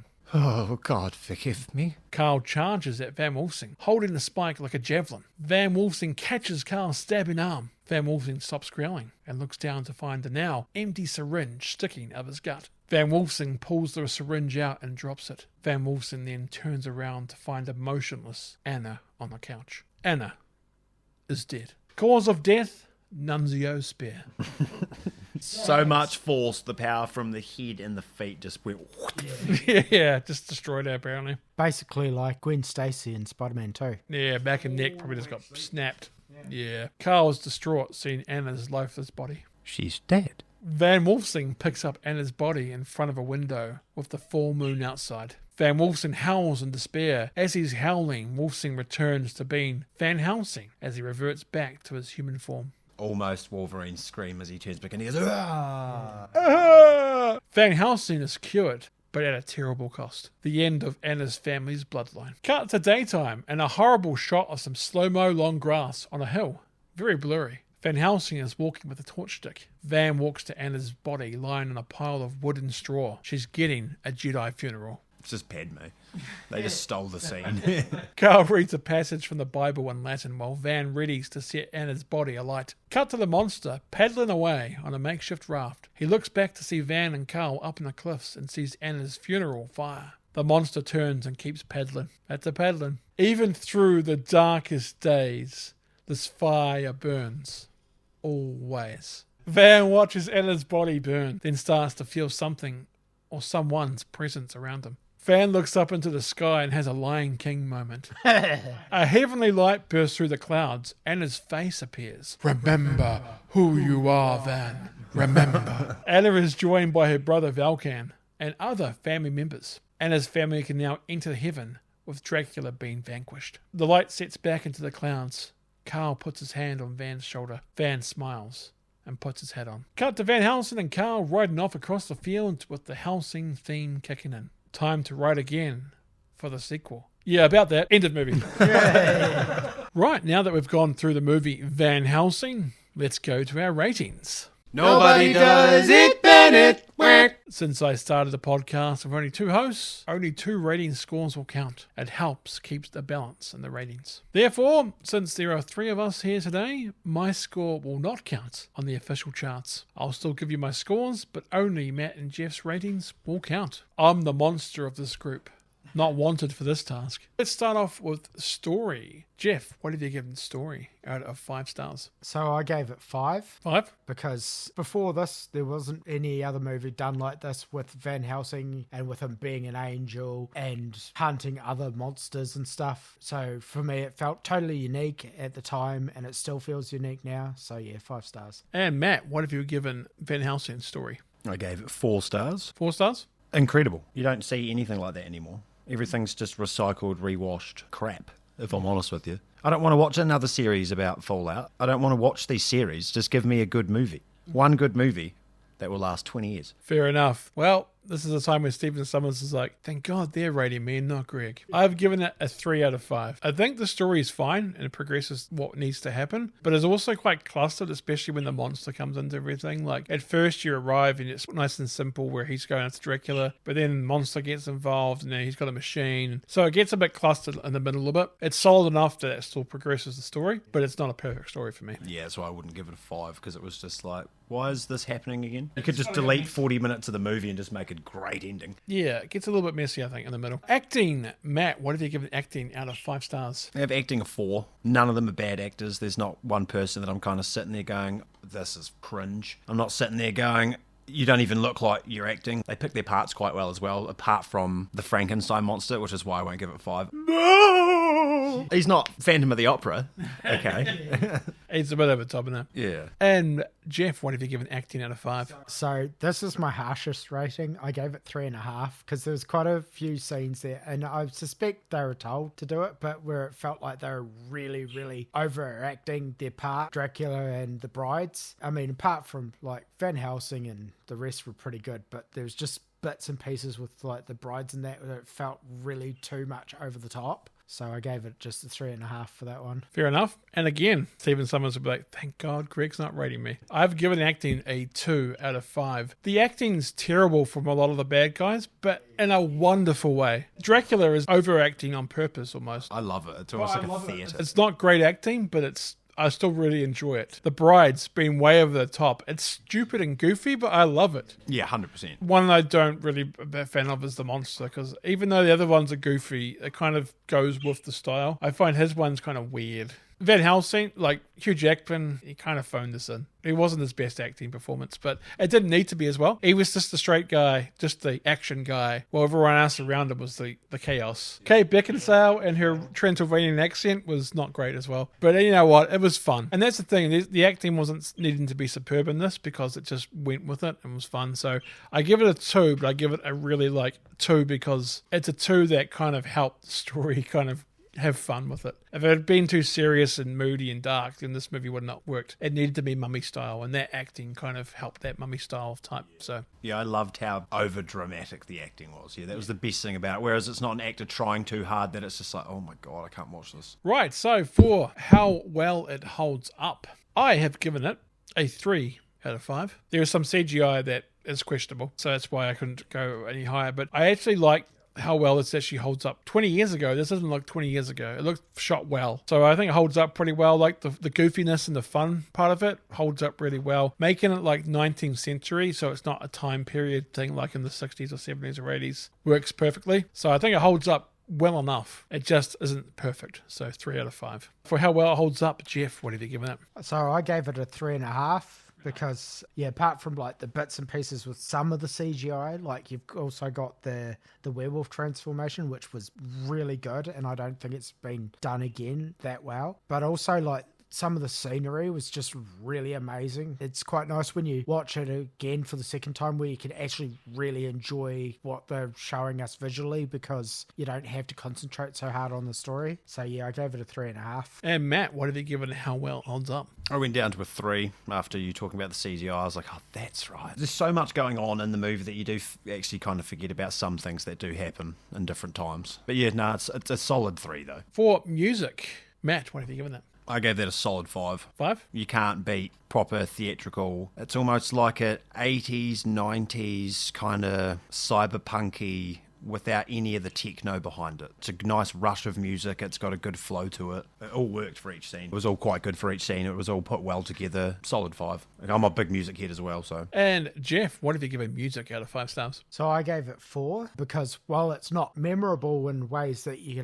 can go back and go, oh, this scene has this music or whatever, it is really good and it fits so well with the movie. It's still enjoyable, but it's not to the point where you walk away going, oh, it was a song done by Seal or something like that. It's good, but it's not memorable enough for me personally to put it at a 5. I have given it a 3 out of 5. I think the music it does has, like the theme is really good, and also the mummy style music I had fun with, but they keep using the same music again and again and again and again. Like they don't really have a long kind of score. So I think what they use is good, but they don't really use it for each moment of the movie. Like for me, really good scores will kind of like dictate the emotion of the film. They just kind of insert it so you can kind of tell when it's action, when it's not action. But it's fine. It's what it needs to be. That's why I gave it a 3. And it's not bad. It's just not top of the tier for me as well. For visuals, iconic or amazing shots or moments.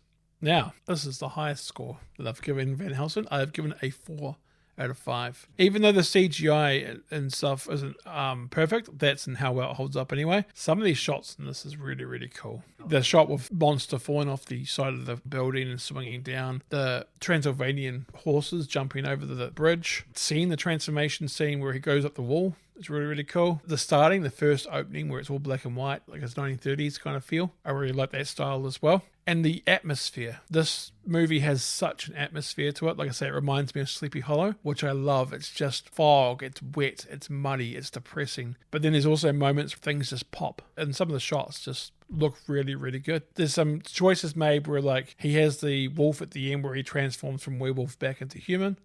looks really cool as well. I'll give us a 4 out of 5 because I think this is actually got some really cool shots hidden in there that you wouldn't expect from a popcorn summer flick like this, which I think Stephen Sommers is better than what people make out to be because he's just seen as a good action adventure guy, but I think he actually has some really interesting styles as well. Oh, he's got some awesome potential after this movie. Yeah, it's really hard to do these because since he stopped doing them, no one's kept that tone. The Mummy 4 is coming out soon. It's not going to be Stephen Sommers, but I hope he's a producer on it because he's the one that set that tone. Yeah, the closest one I can compare to Van Helsing that's newer would be Abraham Lincoln Vampire Hunter. Yes! I've seen that movie. He hasn't. I love that movie. The whole dystopian, you know what time it is. You know where they are in America. You know what time frame it is, but it's just this whole dystopian version of, and everything just looks so dreary, but they're in the middle of Washington. It's, great movie. Jeff, what have you given visuals, iconic or amazing shots? So I gave it a 4.5. I really enjoyed the visuals. Seeing the Eiffel Tower, and it was only half of the Eiffel Tower because they'd only just started building it. I liked the way things transitioned. A lot of the scenery just felt really good. The CGI didn't affect it as much as I thought it might. Like going back to it again, I thought, because there are a few obviously scenes with the CGI isn't great, but it doesn't affect the overall scenery, which is quite nice. So yeah, I gave it a 4.5. And Matt, last but not least, what have you given? I gave her a 3. 3? I feel like that's fair, just based on everything that happened in the movie. I loved the start of it. I would have liked a bit more sepia, just that kind of discoloured of everything, because that would have been I would have watched the whole movie in sepia, because it doesn't need colour. And then if you went back and you wanted to change the colour, you could watch it, you'd be like, oh, his chest's green, or oh, there's that, or oh, the horses have red bridles on them, or just different things. But yeah, the fire and the black and white at the start, as you said before, it's that white coloration with the blacking behind it, and you know exactly what it is. Just weird, especially at the very start. I hate the monster, but at the start when he's kind of like, please, standing on the top of the rickety old windmill looking tower thing, like it's pretty nice. No, fair enough. Right, so what I'll do is I'll just go through what I've given so far. So for story, I gave 3. For acting, I gave 2. For how well it holds up, I gave 3. For music, I gave 3. And for visuals, I gave 4, which gives me a total of 15 stars out of 25 possible stars. Jeff, what have you got? So for story, I gave it 5. For acting, 3.5. For how well it holds up, 3.5. For music, 4. For visuals, 4.5. For a total of 20.5 stars out of 25. And Matt? For story, I gave it a 4. Acting, I gave it a 4. How well it holds up is a 3. Music is a 5. And visuals was a 3, giving me a total of 19. So with 20.5 stars out of 25 from Jeff and 19 stars out of a possible 25 from Matt. My ones don't count, remember? So this adds for a total of 39.5 stars out of 50. That's pretty good. That's actually not bad, yeah. High 30s. So for 39.5 stars, it puts it in 16th equal. Nice. With The Mask from 1994. Yeah. And that sounds about Stargate. right. Stargate from 1994 as well. And this came out 10 years later, 2004. Both 94s at 39.5. That's actually quite... And now 2004, Van Helsing. 39.5 stars makes it 16th equal with The Mask and Stargate, both from 1994. Just above Legally Blonde and The Punisher. Above Legally Blonde and The Punisher from 2004. Yeah. It's a good place for it to be. It's not one that's going to win awards. It's not one that's going to be anyone's favourite movie of all time that I feel. Like it might be someone's. But I like it how it continues that mummy-style adventure. It's an unappreciated gem. And now, Matt, any final thoughts about Van Helsing? Not really. I miss Hugh Jackman in movies. It was good seeing him in the new Deadpool movie, but that was also kind of just let's bring Hugh Jackman back because he's Wolverine and let's throw him in his comical outfit. And it was just kind of like, oh, okay. You could have done that in a Wolverine way. They missed the prime of Hugh Jackman in being in action films. Like, he's such a good actor that he can go off and do dramatic stuff, which he did. I think he missed his prime of like doing multiple actions. And if he had Van Helsing as a series, this could have been something that you look back now and go, remember this trilogy? And Jeff, any final thoughts about Van Helsing? I would say if people listening to this haven't seen it, I recommend seeing it now. Spoilers. Yeah. Spoilers if you haven't seen it, but yeah, go grab a DVD of it, download it off one of the apps or something and give it a watch because it is actually worth it. The same as the Nobody Does It Bennett podcast, which is now available on Apple. Meh. Van Helsing is a film that tried to really bring back the Universal monster movies to the 2000s in a really fun way. With awesome weapons, unique transformations, and beautiful contrasting shots, it's always a film I look forward to watching. The CGI isn't always great. In fact, often isn't, and the acting can be a little overdramatic and hammy at times. But it's a film I wish at least got a sequel, as it's one that could have been a fun franchise. Yeah, definitely. Matt, Jeff, thank you very much for joining me. Not a problem, sir. You're all good. And thank you for listening. Remember, some others may do it better, but nobody does it Bennett. Take care. Nobody does it, Bennett. It's the end of the show, and now it's time to go. Don't be sad, just be glad. Then nobody does it Bennett.